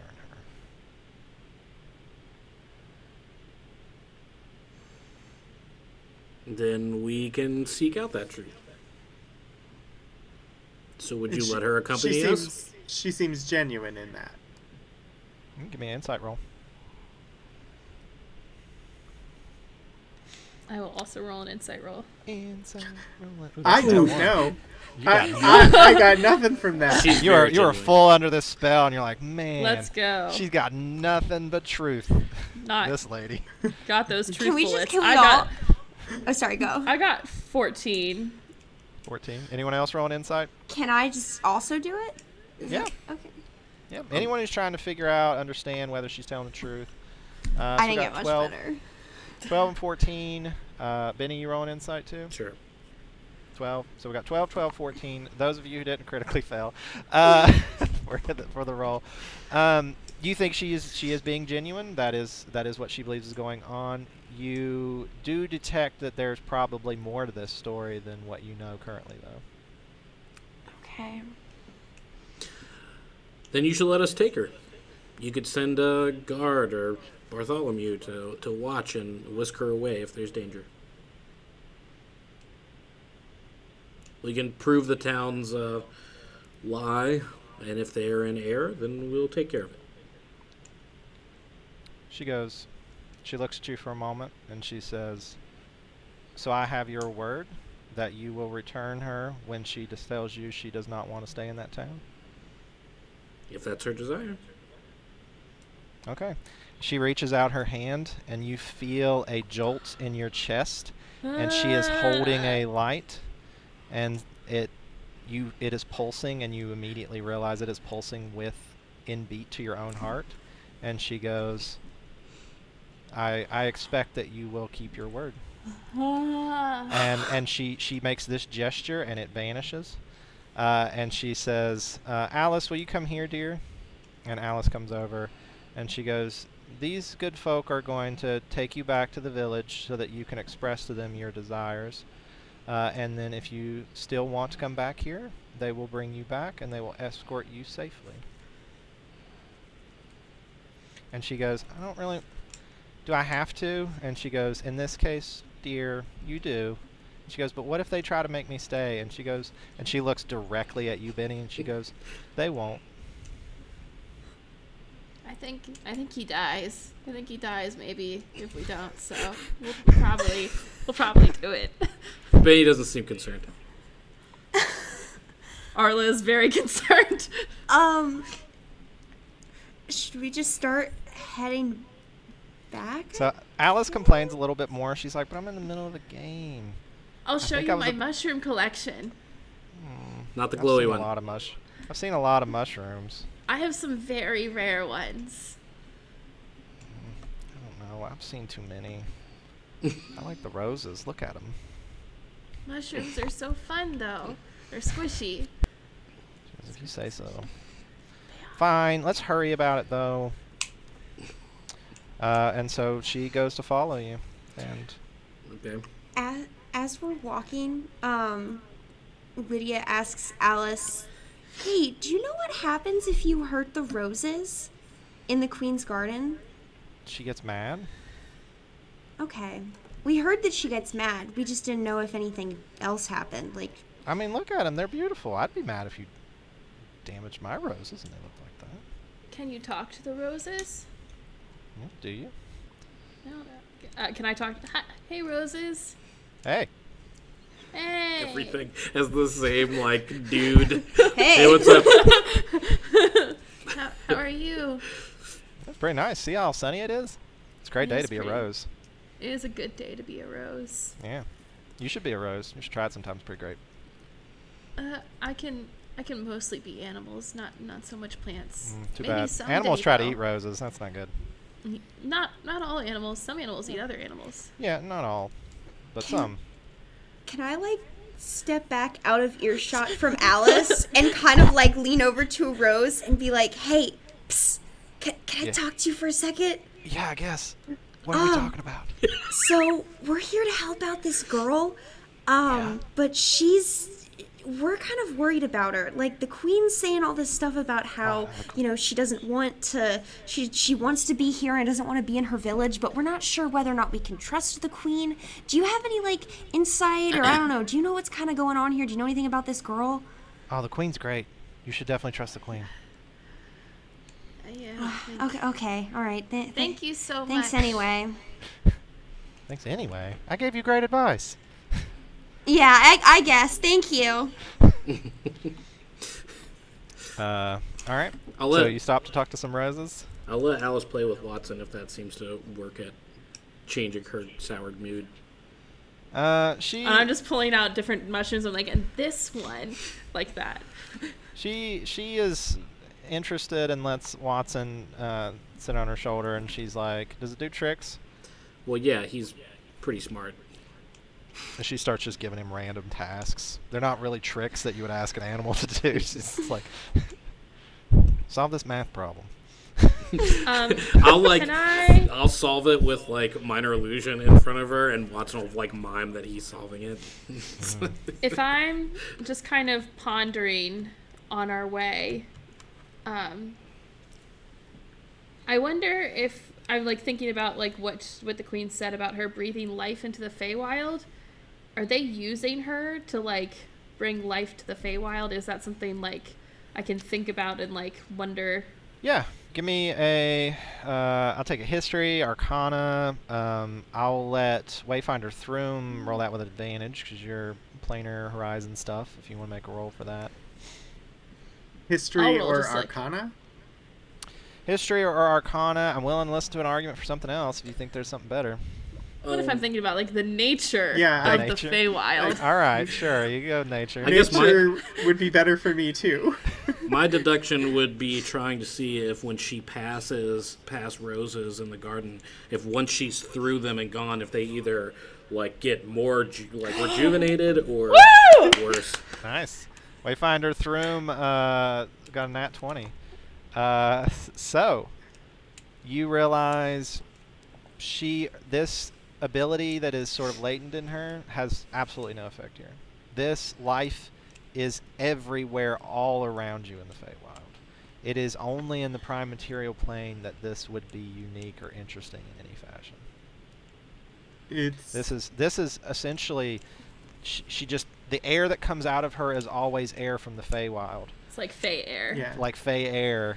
Like And Fey air. Here, it's just the air, and it's what everybody has, and that's why everything's the way it is. But over there, it's mixing with these plants, potentially. And She has a causing connection to the Feywild as much as anyone who lives in the Feywild. this. And what were you trying to figure out with your role, Benny? I was just going on the idea of just keeping an eye on things to see if they get more or less rejuvenated as we got away from them. But Throom's really change at all. Throom's There's role no reaction. tells all. Yeah. Yeah. So you keep wandering. As you hit the woods, it doesn't take long before you find a portal that goes back to the prime material plane. With Wayfinder Throom's help, they basically lead you right to it. And you locate it, are able to go through, and it takes a little bit of figuring out where you came out, but they also can help you with that because Ranger, and that's what Rangers do. So you don't even need to make a roll. You eventually figure out which direction the town is in and start heading that direction. Here you do notice, those of you who have these keen senses of nature and Arcana checks, that she doesn't notice it because it only seems to happen after she's walked by it. But as this breath sort of falls through the air and lands on things, it's minor and it seems almost imperceptive, but because you're specifically looking for it, you do notice like there's a trail where she walks. The grass is just a little bit taller everywhere she stepped than it is anywhere else. And if she spent any set amount of time in an area, by the time she left, that place would begin growing who knows what. But yeah, as she grumbles more and more as you get back to the town, she starts pointing out trees she doesn't like. She's like, trees in the Feywild are better. They glow. You know that? They Indeed. do. Sometimes natural trees are very pretty too. I've seen these trees though. Can you- You've seen the ones in the Feywild too. have you ever gone to one of these trees and just been like, Start breathing on them. just, All right, y'all reach back to the village. She's What there. are you doing? I guess we should leave, like, not take her in immediately. Yeah, So, like let's split the party Who and wants have to- some of us stay with her. I mean, I can just go talk to them if that seems better, but I don't my think talking you should skills just are not go. great. I'll go Lydia, with I think you. you should go, Lydia. Okay. Yeah, Wayfinder through, and we can stay. We'll with stay, and I will amuse her with stories of my travels through the Feywild. She does And I genuinely just keep- seem interested in that. No, yeah. I And she still looks at your keep bringing out mushrooms. mushrooms. Yeah, she's like, some of these smell bad. Arla also smells low-key bad all the time. Yeah, I didn't want to. Because she's mention just that. yeah, oh yeah, she's got a whole backpack full of mushrooms. What do Yeah. you think she smells like? Mildew. It's like rottingness. Yeah. All right, y'all two head into town. Yeah. All right. Who like solicited the contract? Does it have a name on it? It said the town of Eden. So who do we turn? Like, there's no like deliver Alice to this house. It's just drop her off in the town. No, and be it's gone? so when you arrive, the townspeople sort of see you, and more of them start coming out, and they're like, "Where is she? Where are your friends? Did they die?" It's been a strange Been a journey. few days. It's been the recent history. Okay. She seems to have left on her own. Why did you guys want her back? She seemed to not adhere to any family. Oh well, she's a very dear part of this town. Is she? They said, "Why wouldn't we want one of our children back? To just leave her out in the wilds?" That's a strange. God. Oh my God! Are you Insides are so serious? bad. No, Lydia. Lydia, you gotta Okay. save this. You gotta save it. I'm rolling insight, right? Right. Yeah. Oh, do I do? Wait. Okay, yeah. Save it. Save Oh my Yes! God! Much Thank God. better. Benny, you're completely convinced of this. All right. Lydia, Easy peasy. you realize there are some people here who are like, yeah, I mean, we want a kid back. That's fine. There are others that you can tell really don't seem to actually care the way they're like, oh, she's a precious part of this. That doesn't seem like they actually believe that. Okay. I don't know how to. Well, I guess we're right there, so I can't really communicate that to you, Benny. I mean, you could just say it. Oh, okay. Like- Yeah, I guess that's a good. I guess that's a good point. What are these? You have a Losers sword gonna and do some about- axes to back up what you're saying. Yeah, So, you could just be yeah, like, they y'all- don't believe that. That's not true. You could just call them out. Okay. I'll be like, yeah, Take a I don't. page. I don't. You know what? I don't really believe you guys. It doesn't seem like you. She doesn't have a family. She's told us that she doesn't feel really like appreciated here. I don't think you guys really mean that. Well, she's just a child. She's in those teenage years. They never feel. You know how it is. They never feel appreciated during those years. I don't have children. I do not know how that feels. Well, but you were a teenager. You remember what it was like. Well, I she was much isn't. like this. She isn't trapped in the Feywild. The Queen's allowed her to come and go as she pleases, and it seems like she's really genuinely happy there. Well, she's obviously under their magic. No, I checked that And- out. She's not. Yeah, no, she's not under their magic at all. She goes, so one with your really impressive insight roll, you realize some of them genuinely think she's probably like under magic. Okay. Others maybe think she might be, but they don't actually seem to really care. And they go, Fey creatures are tricky. Believe us, we've been dealing with them since this town was founded. You probably did something to try to figure it out, and they tricked you into thinking that it wasn't, but trust me, the Fey creatures, that's what they do. That's a fair deduction. Let's make a pros and cons table. And he starts like illusoring a table. He's like, so pros for you guys to get her back. You have a little girl back. Do you have anything else to add to this column? She's not left to die at the hands of ferocious fey creatures? No, that's probably not going to happen. You need evidence to support that. Why do you say that? She's fine. She's been there for a while, and nothing bad has happened to her. Because they told you that they were probably saving her, fattening it up to eat her or something. No, they definitely weren't. She's malnourished, if anything. She's not malnourished, actually. She looks pretty healthy. I know what I said. Not overweight. Okay, that's just what you said. They go, well, they're starving her. Is there anything that we can do to help convince you that she's doing fine and that she wants to be in the Feywild and that it's really... Should we pause? I think we're fine. Since it's just the two of you, okay, yeah, handle true. This interaction we'll pursue, and then if we need to, we can pause. But what I was saying, is there anything that we can do to convince you guys? Convince us that you should just leave a child in the Feywild. Can I look around the town and see if it does seem like the businesses are doing, like, if the business people are particularly worried or upset by this news? Give me an insight check. You can give me a perception check for this, because you're just trying to notice things like sweat drops or shaky hands. I mean, investigation's my go-to, but sure, perception, here we go. It's no different than insight. Give me an investigation check. I don't know that I've let you roll any investigation checks so far, so go ahead and roll. That's true. Be a detective. I'm trying to be sleuthy. Lydia, you have something you were wanting to... Good. I was going to say I could do a percent. Ooh. Yeah, go for it. Big numbers. I'll do Roll a a perception check too. Yeah, go for it.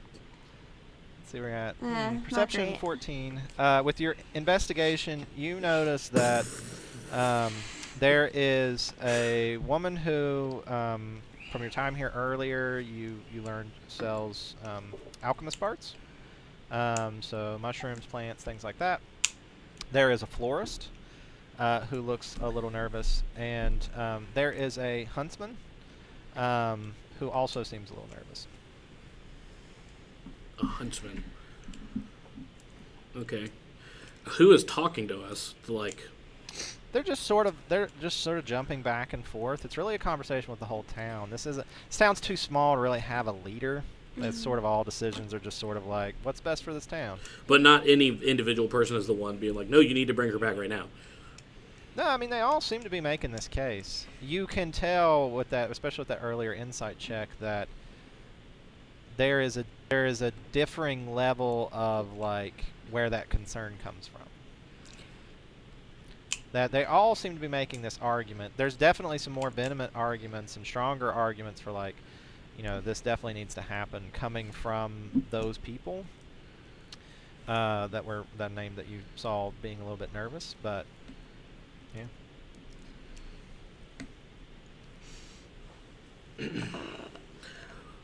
Well, So you if- can't. Oh, you can't really.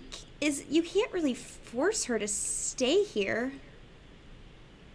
I mean, we've brought her. We found her. She's a child. You have to take care of children. You don't just send a child off and be like, go do whatever you want, child. Well, she did run away, and if she ran away once. Well, she didn't run away. She was charmed and led away by Trixie Faye.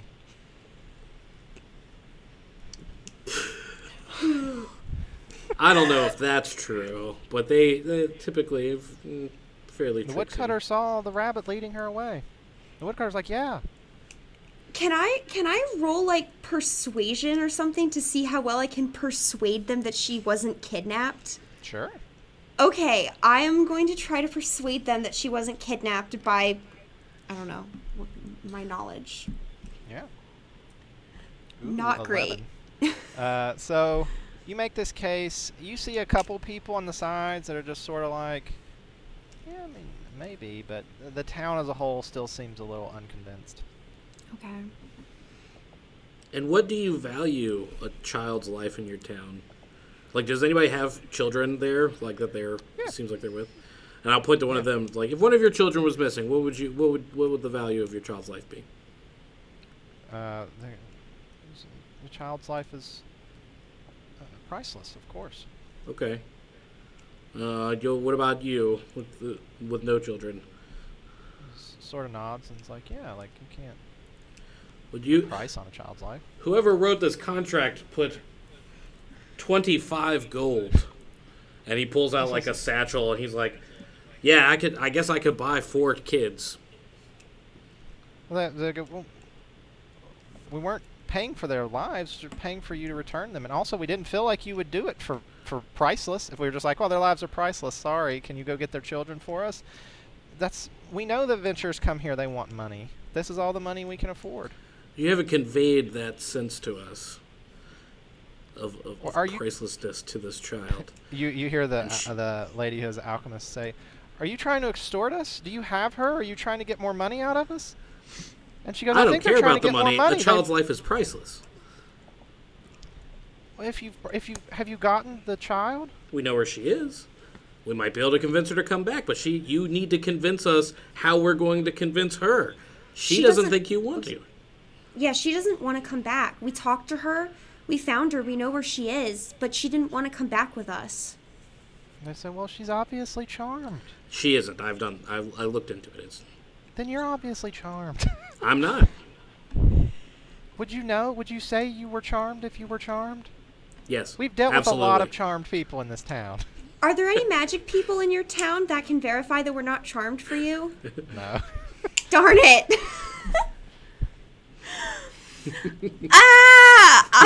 I can verify that I'm not charmed. Supreme confidence. Well, yeah, people who are charmed generally feel very confident that they're not charmed. Okay, well then we're at an impasse on that one. Yeah, I agree. So if a charmed me was to go back and charmed me were to talk to this girl about why she should come back because the town cares for her so much, what would you say? We love her very much. This is her home. She doesn't feel that there's been a history of that, so I don't know if that's going to work. Well, I don't know why she would say that. And you see a couple of these people who are sort of in the back who seemed a little bit convinced by your earlier persuasion, sort of go. It's a very slight gesture, but you can tell it's sort of like I could have done better. Am I able to like pull one of these people aside? Maybe? I don't know if that'd be weird. Yeah, I mean, you could just walk over there and be like, hey, come talk with me. Talk with me. Walk with me. Come over here. I'm unsure of what to do in this situation. Please don't kill me. She won't kill you. She's very nice. You're the The one one with with the big swords. No, yeah, I don't know if I should go up to somebody. I don't know what we should do. I don't know. Do we have like truth serums or something? Is that a thing in D&D? It actually There's is. the zone of truth. There is that. Only clerics. Paladins can cast it. Paladins, yeah.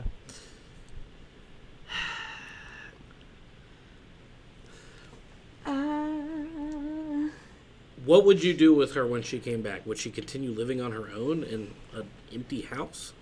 Well, that's her family's home. That's her house. She has Where her own house. her parents, her Died. dead parents.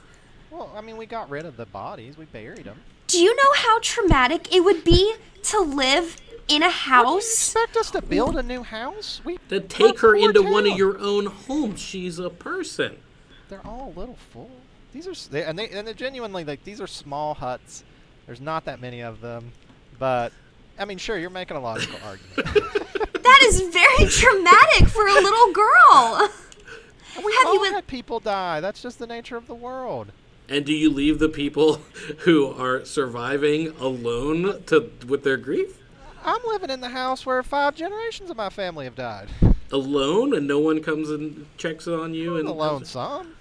It's not haunted. Oh, no, and she looks over at the other one and is like, I don't think her house is haunted. And he's like, I don't think it's haunted. I mean, Trixie Faye would take care of hauntedness, wouldn't they? They would make sure you knew if it was haunted. Yeah, maybe. Can we go look at her house? Yeah. Okay. They gesture. All Okay. right. We go hunt and look in this house. Yeah. Can I So- like? Oh, sorry. Yeah, go ahead. I was gonna say, can I like dig around? Like maybe is there like a diary or something, or like anything that I don't know that Alice has left behind that could indicate something about her life here? So there's no diary. At this point, Benny, you probably would have realized she's not literate. She can't read. Oh, that's right. She really only picked out a number for money from your contract and filled in her best guess from the rest of it. So there's not anything written down. It's dirty here. It's not very well kempt. It looks like a child lives here, and whereas a parent would help keep things clean, it's not a bad house. Like, it's not like falling apart with a hole in the roof or anything, but it's dirty. There's trash strewn about. The bed is just a hovel that's been tossed and was never like made back. It definitely seems like there's not been a parent like living here for a while. How does she get food? Do we know? Huh? How does she get food? Is there like a food source? Is there like a random fey like plant that's growing that makes no sense? Do you to ask, or are you asking? Like, Well, we're looking in the house right now, so. Yeah. So you see some scraps of some mushrooms. You see some other plants and stuff. This all looks like food that's been picked from the forest. Scavenged. Yeah, and you realize after you ask that question, given her ability, she likely would have no problem finding wild food. If she was just in a spot for a while, it would basically grow.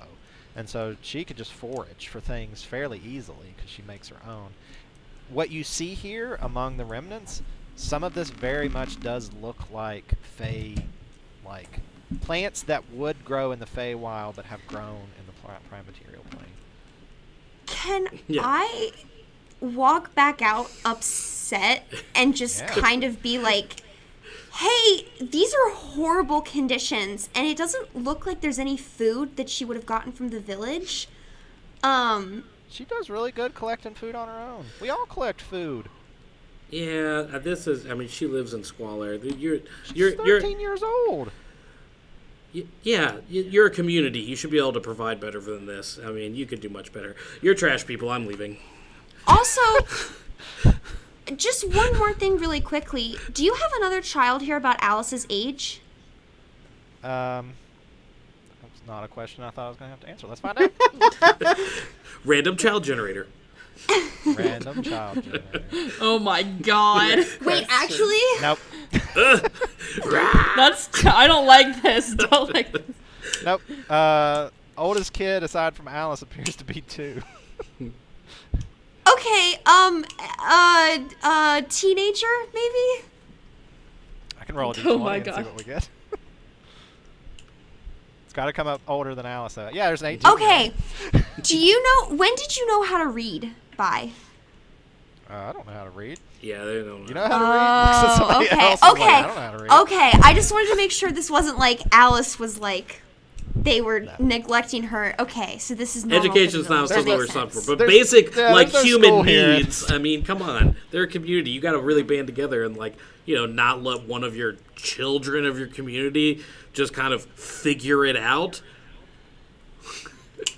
Especially where there's obviously Trixie Faye there to snatch your children up. All right, so I guess I mean, Benny's So leaving. Lydia- He's just walking away. yeah, Benny leaves. Lydia's kind of like, okay, we need to talk some things over. We'll be back. Thank you for your time. Walks back to Arla and Wayfinder's room. And this is Okay. the lion's mane mushroom. It has lots of little furry bits. You can, if you want to touch it, you can. It's very safe. It's like, I wouldn't eat that. fuzzy. It's actually pretty good. It makes you feel really smart. Does it? Yeah. It seems prickly.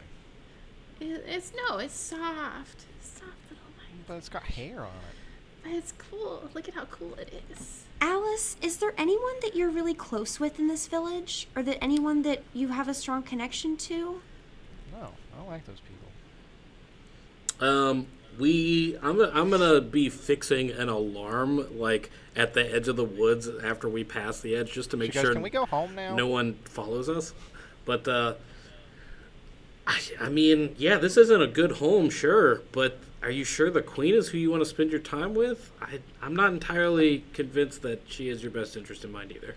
Sure, the queen loves me. Yeah. She might like you like a cat. I just... She goes, well, better been treated like a rat. That's fair. Yeah, I guess. I don't think so. Hey, have you met this cat person that lives in the woods? What is her name? Minx? Minx. Yeah. Minx is scary. Did you see that smile? It's grotesque. It's not her fault. Not her. Well, she's the one that told me it was grotesque. I mean, Minx Yeah. doesn't like She's it. like, my smile's grotesque. But that's part of... like Minx doesn't have a lot of self-confidence. Is part of why they have that smile. This Alex, is blind assessment. I have another question. Is it so obviously this village, they haven't treated you like you deserve to be treated from what we can understand. Yeah, that's what I told you. So now you're living in the Feywild. But Yep. if you I had the was, same till y'all came. if you had the same treatment in the real world that you had in the Feywild, would you want to live in this plane of existence, or would you prefer to just be in the Feywild overall? I mean, I'm not saying I wouldn't want to come back here someday, maybe, but it's really cool over there. I was living in a palace. You got a palace? Is that what you're offering me? No, don't like No, palace. no. We don't live in palaces. No, we live on the road mostly. You know what it's like for somebody just to bring fresh food to you? Yes. Not really. That doesn't seem to surprise her at all. I've had fresh food before. I mean, I've had fresh this is a food. common Usually occurrence. This I is the make thing it. we're saying. Is that you shouldn't have lived the way you did. It's Yeah. true. It's true. If A lot of you people go do. back to the queen, would it be alright if I come to visit occasionally? Yeah, I like you. You're kind of funny. Can I come visit? Can you take a bath first? I'm sorry, but you smell. Yeah, it's the mushroom. I could just leave the backpack behind, probably. Yeah, but that's fine. I like to have them Yeah, with get rid me. of the back. No! When I come by, if you ever want to leave, just let me know, and I can help you. Okay. Should we take I mean, her I back? think time to go I think we back. take her back. Yeah. Let's Yeah. go I don't back. see any reason to leave her with Yeah. Trash No. Town. Trash Okay. town. So y'all head back. It doesn't take you long to find a portal. You're able to sort of readily... You notice that on your way back, the forest almost like opens for you and creates like a direct path. Whereas you take 15, 30, 45, an hour to walk through this forest, you're walking 2 minutes and you reach back at the gates of this, the palace. And the guards just sort of like nod and gesture that you can go in. And I assume you keep going? Yeah. Unless anyone Okay. stops us. I'll So say hello you to the walk- flowers along the way. Yeah. Yeah. Hey, flowers. I'm keeping an eye out for grotesque grins, but other than that, No, you don't see anything. The flowers give you a little wave as you go by with their little leaves. Like, hey, it's you guys again. Do they seem to have ill intentions? No. Okay. Don't really seem to have much of the way of intentions except from like, give me that sunlight. I mean, they just seem very awake. Yeah. Everything here's very awake. It's a very woke place. Wow. Sorry. I'll cast daylight real fast. Sorry. Just for the roses. Just to Not have a on little good extra terms with daylight for them. awakened plant life. So, but Oh, but yeah. they seem, as long as their intentions seem okay.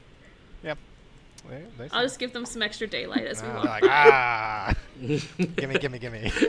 I just imagine with leaves being like, Yeah. Little dance. "This is the best." When you start approaching and going up the little stairs towards the doors, they go ahead and start opening for you. The queen is sitting there on her throne. You can tell she obviously knew you were returning.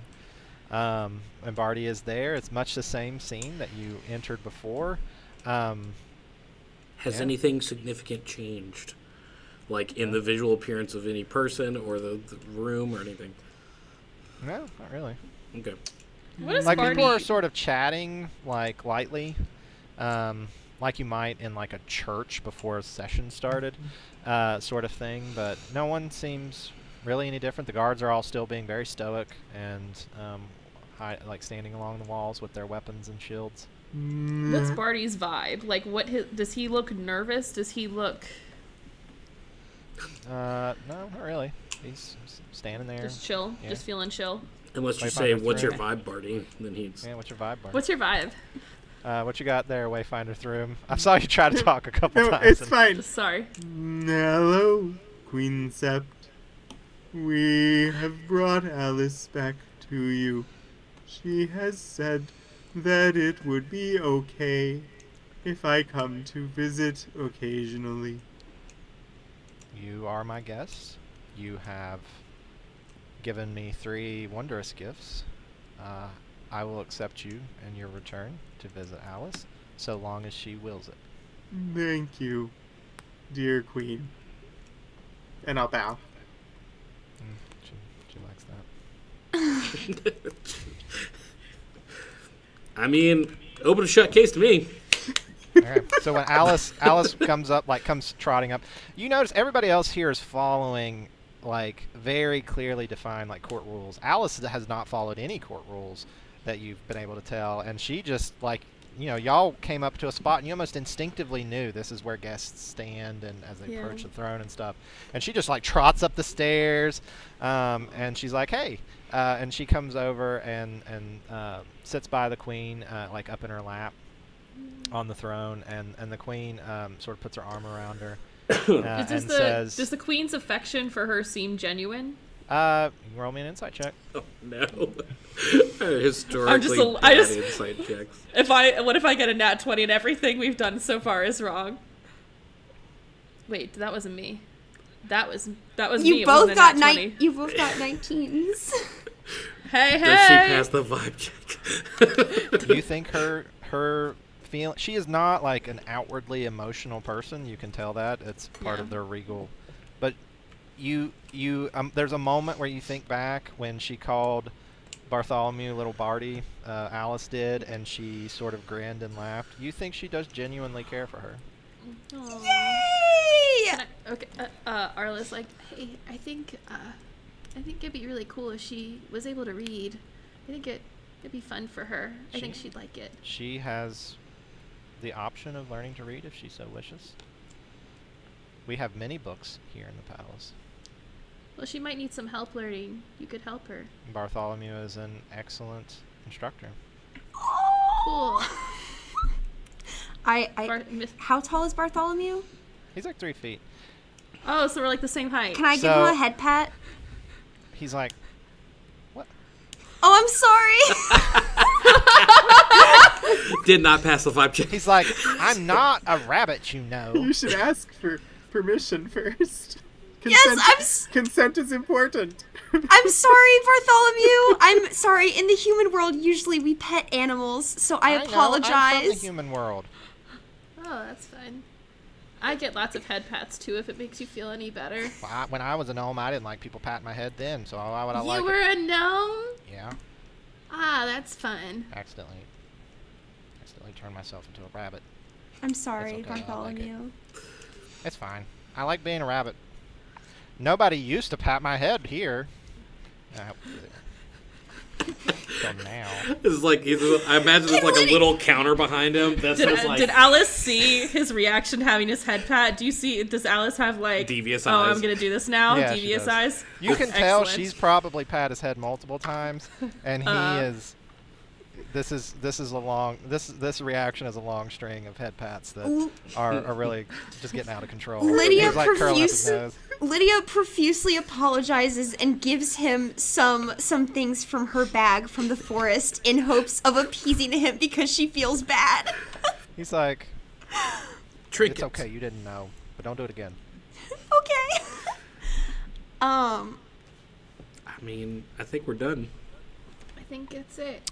We probably should return the money to the town. They didn't give us I don't any think money. they didn't give us Oh, I any. thought they paid us a little bit. I was going to Oh, ask never you, mind. what do you do about the town?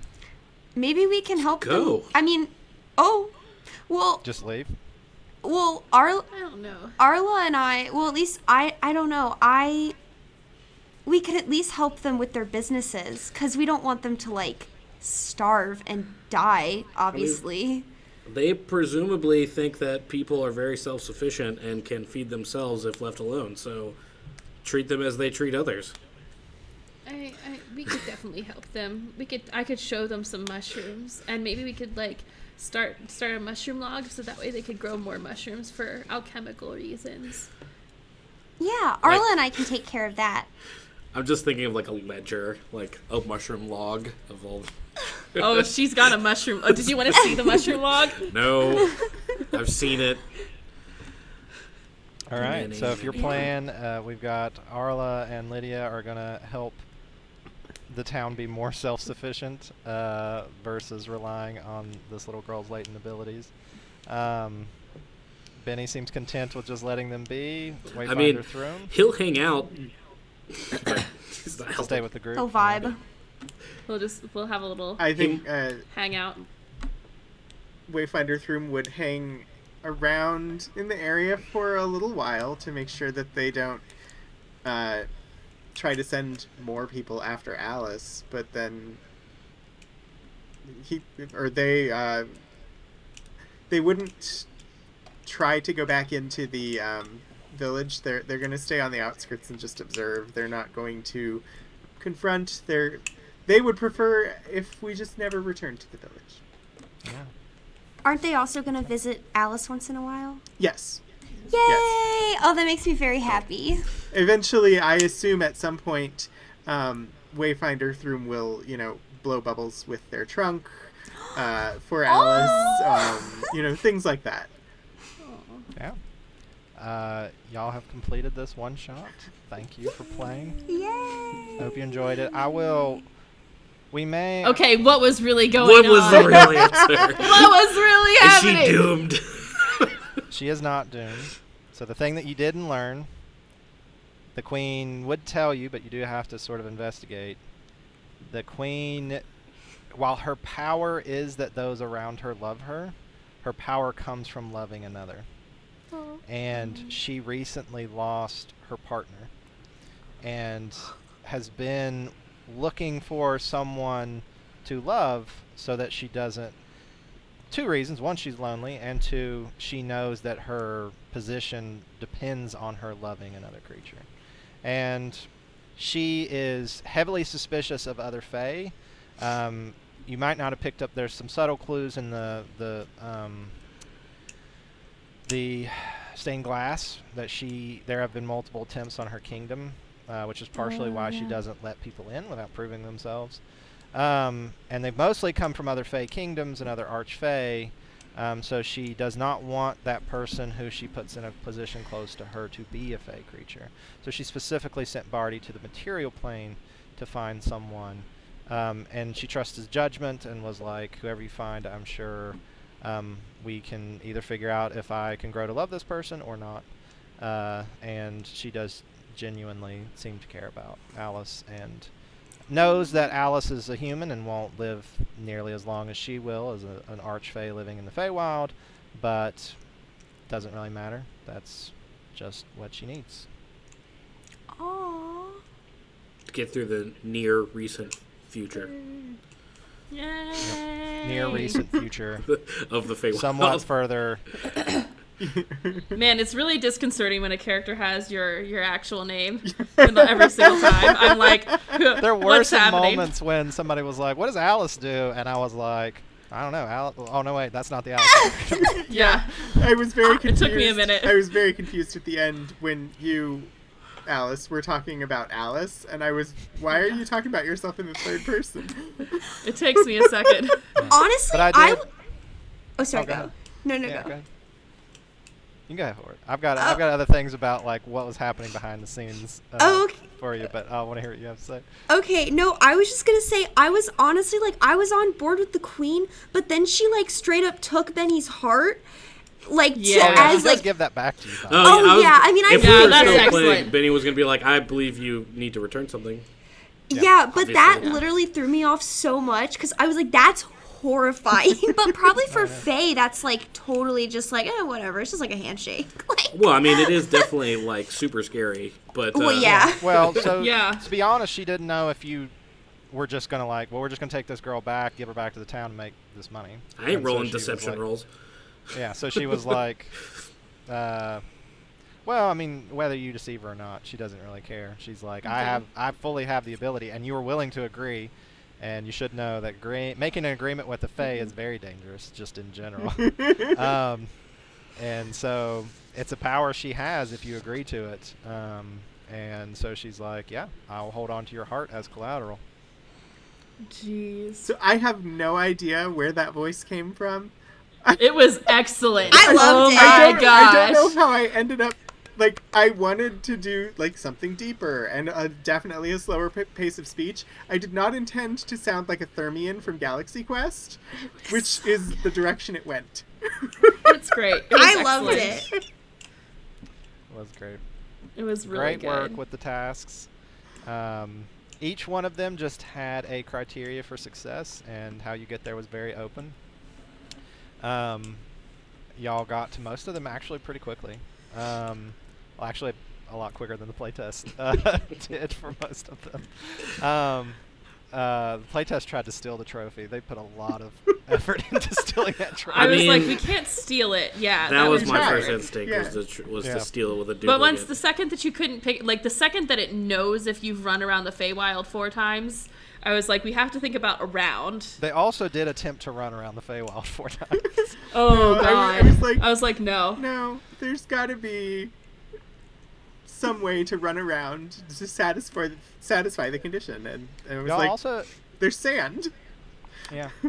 So there's that. There's a lot of ways to complete that. You could.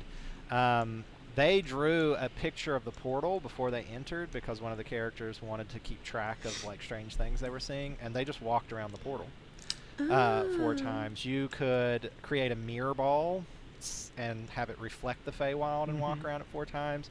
You could fly up in the sky and use a frame to sort of look down and have the perspective of the whole Feywild below you, and then just go around that. Basically anything, like the criteria for success was any representation of the Feywild if you go around it 4 times. But yeah, the Jabberwocky's a legend. All you really have to do is figure out some way to make the legend include you cutting its head off and giving it to the queen. So you can just tell a story. You can spread rumors if you don't even want to fight it, that you have already done that.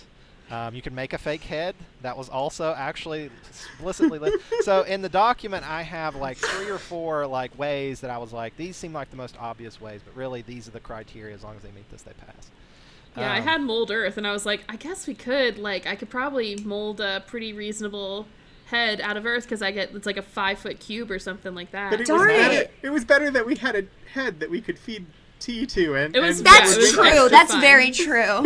Giving it the tea was fun. The playtest did they did mold a head. They like spent the battle getting like reference shots of the head, so they were like flying around its head, so they had like it from all angles, and then like formed a clay head and fired it, and they took that to them, and the guards were like, well, how did you do this? And they eventually made up a story about how they cut its head off. Actually, the story was that it cut its own head off and gave it to them. So I mean, really, any of those things will complete it, and then y'all really figured out the tea thing.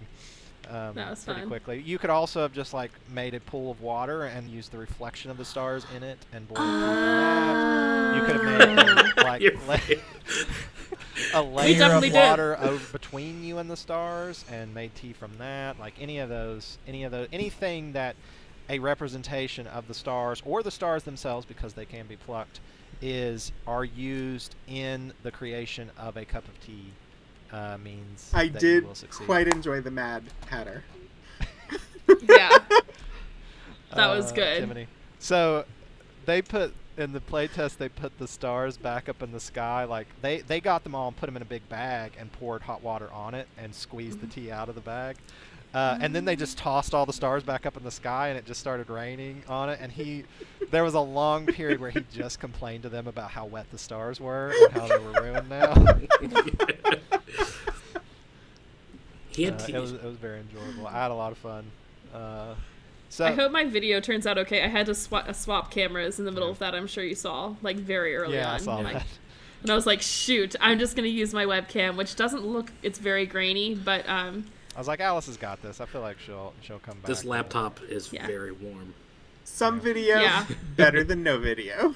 That's true. Yeah, that's what I mean, and it's still recording, and it's up on OBS. Like, in theory, it's there. So if you didn't figure it out, the theme of the story that I was emphasizing is the sort of twisted logic of Wonderland, that something that is impossible is possible, that that a word play doesn't always mean what you think it might mean, and that you can turn word play into a correct answer if you do it cleverly. It also really sort of challenged you to break the rules of D&D. Like, normally you'd talk with plants if you want to talk with a plant, but here you just... Yeah, I brought that spell, and I was like, I'm not casting it unless I need to. And then at the end, I was like, great, I'm just going to use this 3rd level spell to make them happy. Yeah. Enjoy that sunlight. But yeah, anything here that you talk to will basically talk to you. The reason I had you roll for the stars when you were talking to them is they're just very, very quiet. And you had a chance to hear them when they were in your hands, but when they're in the sky, they're too far away. That makes sense. Well, my favorite enemy was awakened plants, and I'm like, but all the plants here talk. And but they're not, like, really awakened, though. And my nature was like, I would rather observe and understand than fight. So I wasn't going to just go in and start destroying the roses because they can talk. Oh, yeah. You wouldn't want to do that. She gets very mad.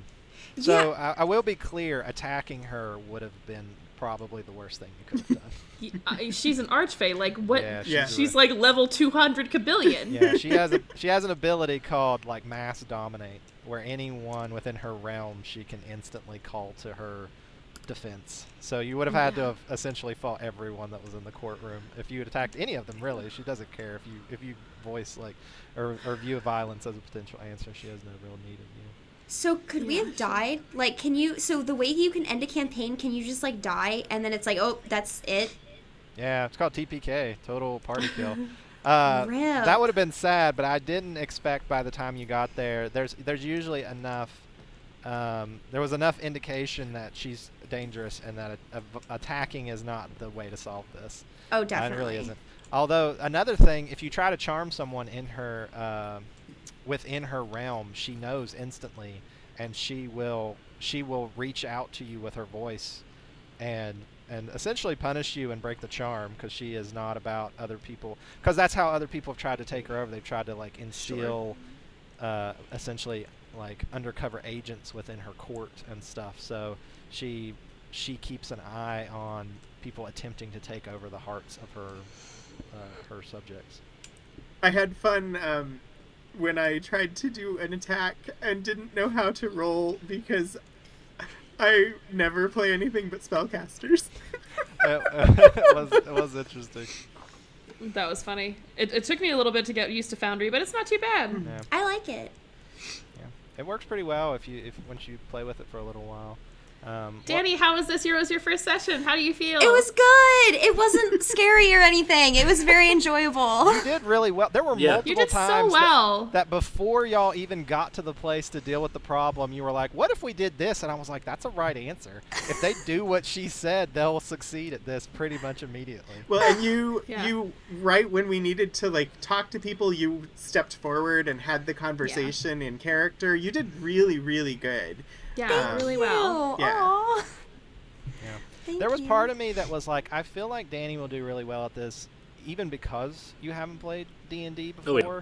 Because you go into a situation like this, and if you're aware of the rules previously, you start thinking about what you can do within the rules, and a lot of this adventure is not thinking about the rules of D&D because many of them don't apply here, and just thinking like, how do I do this thing that I've been tasked with?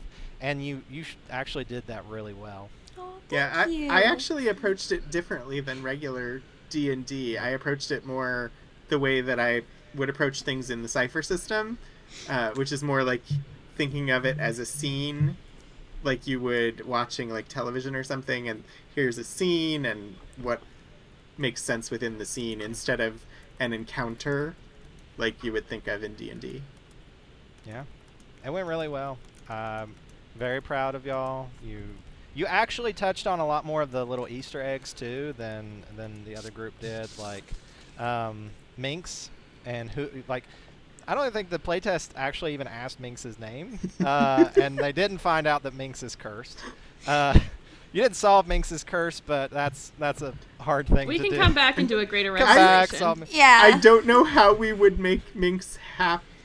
I thought So the trick Can't is, make Minx- Good. like, a greater restoration won't work. You have to. It's a witch's curse, so you genuinely have to meet the. And it's also in the Feywild, so you have to meet the rules of the curse. yeah. You have to make Minx happy. And I was like, I was worried putting that in there that somebody would just fall down a rabbit hole. I knew. I was like, I've that's a gotta big fix- rabbit hole. I've got to help Minx. Oh, Making someone happy who's genuinely unhappy. yeah, my brain was there, but I'm also like, I don't know how we would ever go about doing that.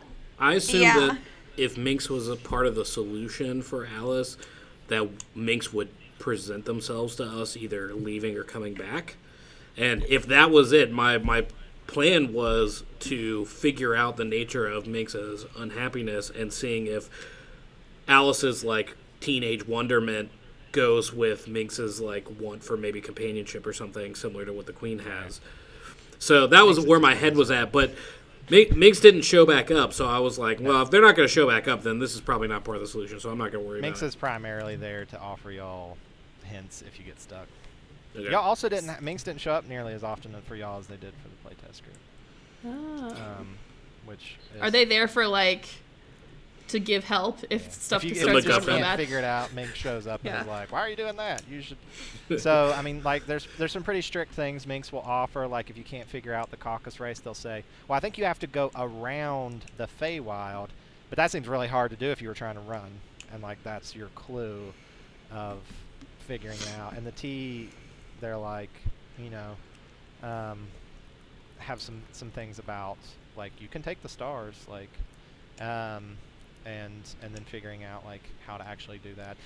They used a blanket and like went through scooping the stars out of the sky. Yeah. So they got it done a lot faster than y'all did doing it one by one. Listen, we had fun. I liked the whole idea of trying to like tear it off like it was wallpaper. That was It a good idea. I was like, I gotta give you something for that. I don't know that you can rip the whole sky down. That might be dangerous, but A little destructive. Pull one of them down and, No. and lead you there. Yeah, So should we stop our OBS recordings? I mean, I assume this is sort of like our table talk, but we The- do need to the stop soon bloopers. because y'all, Yeah. building closes at 10. Yeah, we Oh got. yeah, LOL. We'll need Okay. to leave. Yeah, so we should do like a sign off for the people watching this later, right? Sure. Yeah, so thank you so much for coming. We should have another adventure for us in 2-ish weeks, give or take. Yeah. Yeah, stay tuned. We'll future. actually have a little video from Anthony detailing. He's probably not that direction from me, but I'm pointing where I see him. That's where he is Right, to me. detailing that adventure that's coming up. Here's a story. Yeah. Appreciate it, everybody. Thanks for playing. Thank you guys. This was so fun. Bye. Yeah, this was awesome. Hey everyone, thank you so much for joining us, whether you're watching live right now or a little bit later on the video on demand. We hope this piqued your interest in Alice in Wonderland, and we would encourage you to go check it out from your local public library. We also want to thank a few other people who were involved in making this stream happen and all of the preparations. Of course, all of our players who appeared on the stream today, as well as our playtesters, Kira Dietz, Alex Krasner, and Kayla McNabb. The studio managers, in addition, put a lot of work into making this stream come to life. That includes Sarah Sweeney Bear, Max Ofsa, Alex Krasner, Jonathan Bradley, and myself. We also want to credit Trevor Finney for creating our layout and Alice for the character art. Finally, thank you to Virginia Tech and the University Libraries for supporting us as we develop this project. If you are affiliated with Virginia Tech and interested in being on a stream, please let us know by going to the link that appears on screen. Thank you again for joining us in our adventures through a Wonderland-esque Feywild. If you're looking to maybe read our next book ahead of the stream, we'll be diving into The Sheep Look Up by John Brunner. Stay tuned as Anthony, who will be our game master for that session, gives us a preview of what to expect. We hope to see you then. When thinking about literature, dystopian science fiction may not be the first thing to come to mind, but it has a history going back at least to the turn of the 20th century. The dystopian genre likely brings to mind works such as George Orwell's 1984, Aldous Huxley's Brave New World, or Margaret Atwood's The Handmaid's Tale. These stories are touchstones for our society, highlighting the perceived problems of today through a lens that examines where those problems might lead in the future. It's a significant literary form that both entertains the reader and asks that the reader think critically about the world they live in. For the second one-shot in our series, The Role of Play, I chose John Brunner's 1972 novel, The Sheep Look Up. Nominated for Best Novel in 1972 by the Nebula Awards, it's an exemplar of the dystopian fiction genre. It masterfully weaves together all of the central themes that define the genre according to Margaret Atwood, those themes being government control, environmental destruction, technological control, survival, and loss of individualism.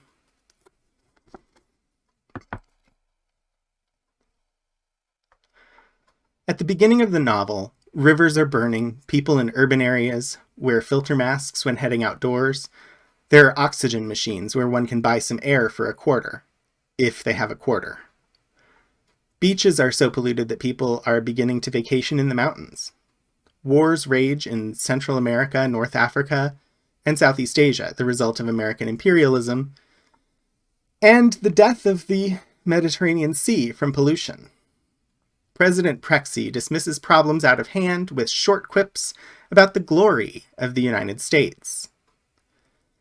By the end of the novel, acid is raining down from the clouds in the Midwest. Invasive species resistant to pesticides are destroying crops worldwide. Various epidemics from enteritis to typhoid are rampant across the country. The government has declared martial law, drafted 100% of the male populace, and declared that the country is at war with the Trainites, who are not an organized group, rather a philosophical movement founded on environmental activism. This novel can be a tough read. The characters are blatantly sexist, racist, ableist, heterosexist, and paternalistically colonialist. Reading it in 2020, one easily identifies with characters who are dealing with epidemics, food shortages, the need to wear masks when they go outside, protesters clashing with police and the military, and a president who offers up quotes about how great the country is as a response to national disasters. Adapting this into a RPG one-shot in the middle of a pandemic has also been tough. I really didn't want a game saturated in dystopia to become overly depressing. For this one-shot, I decided to use Black Cats Gaming's The Spy Game, which uses the same mechanics as Dungeons & Dragons 5th edition, but is built to play like a spy movie, like James Bond or Mission Impossible. Players are going to be given a mission that will happen in parallel to the main action of the novel.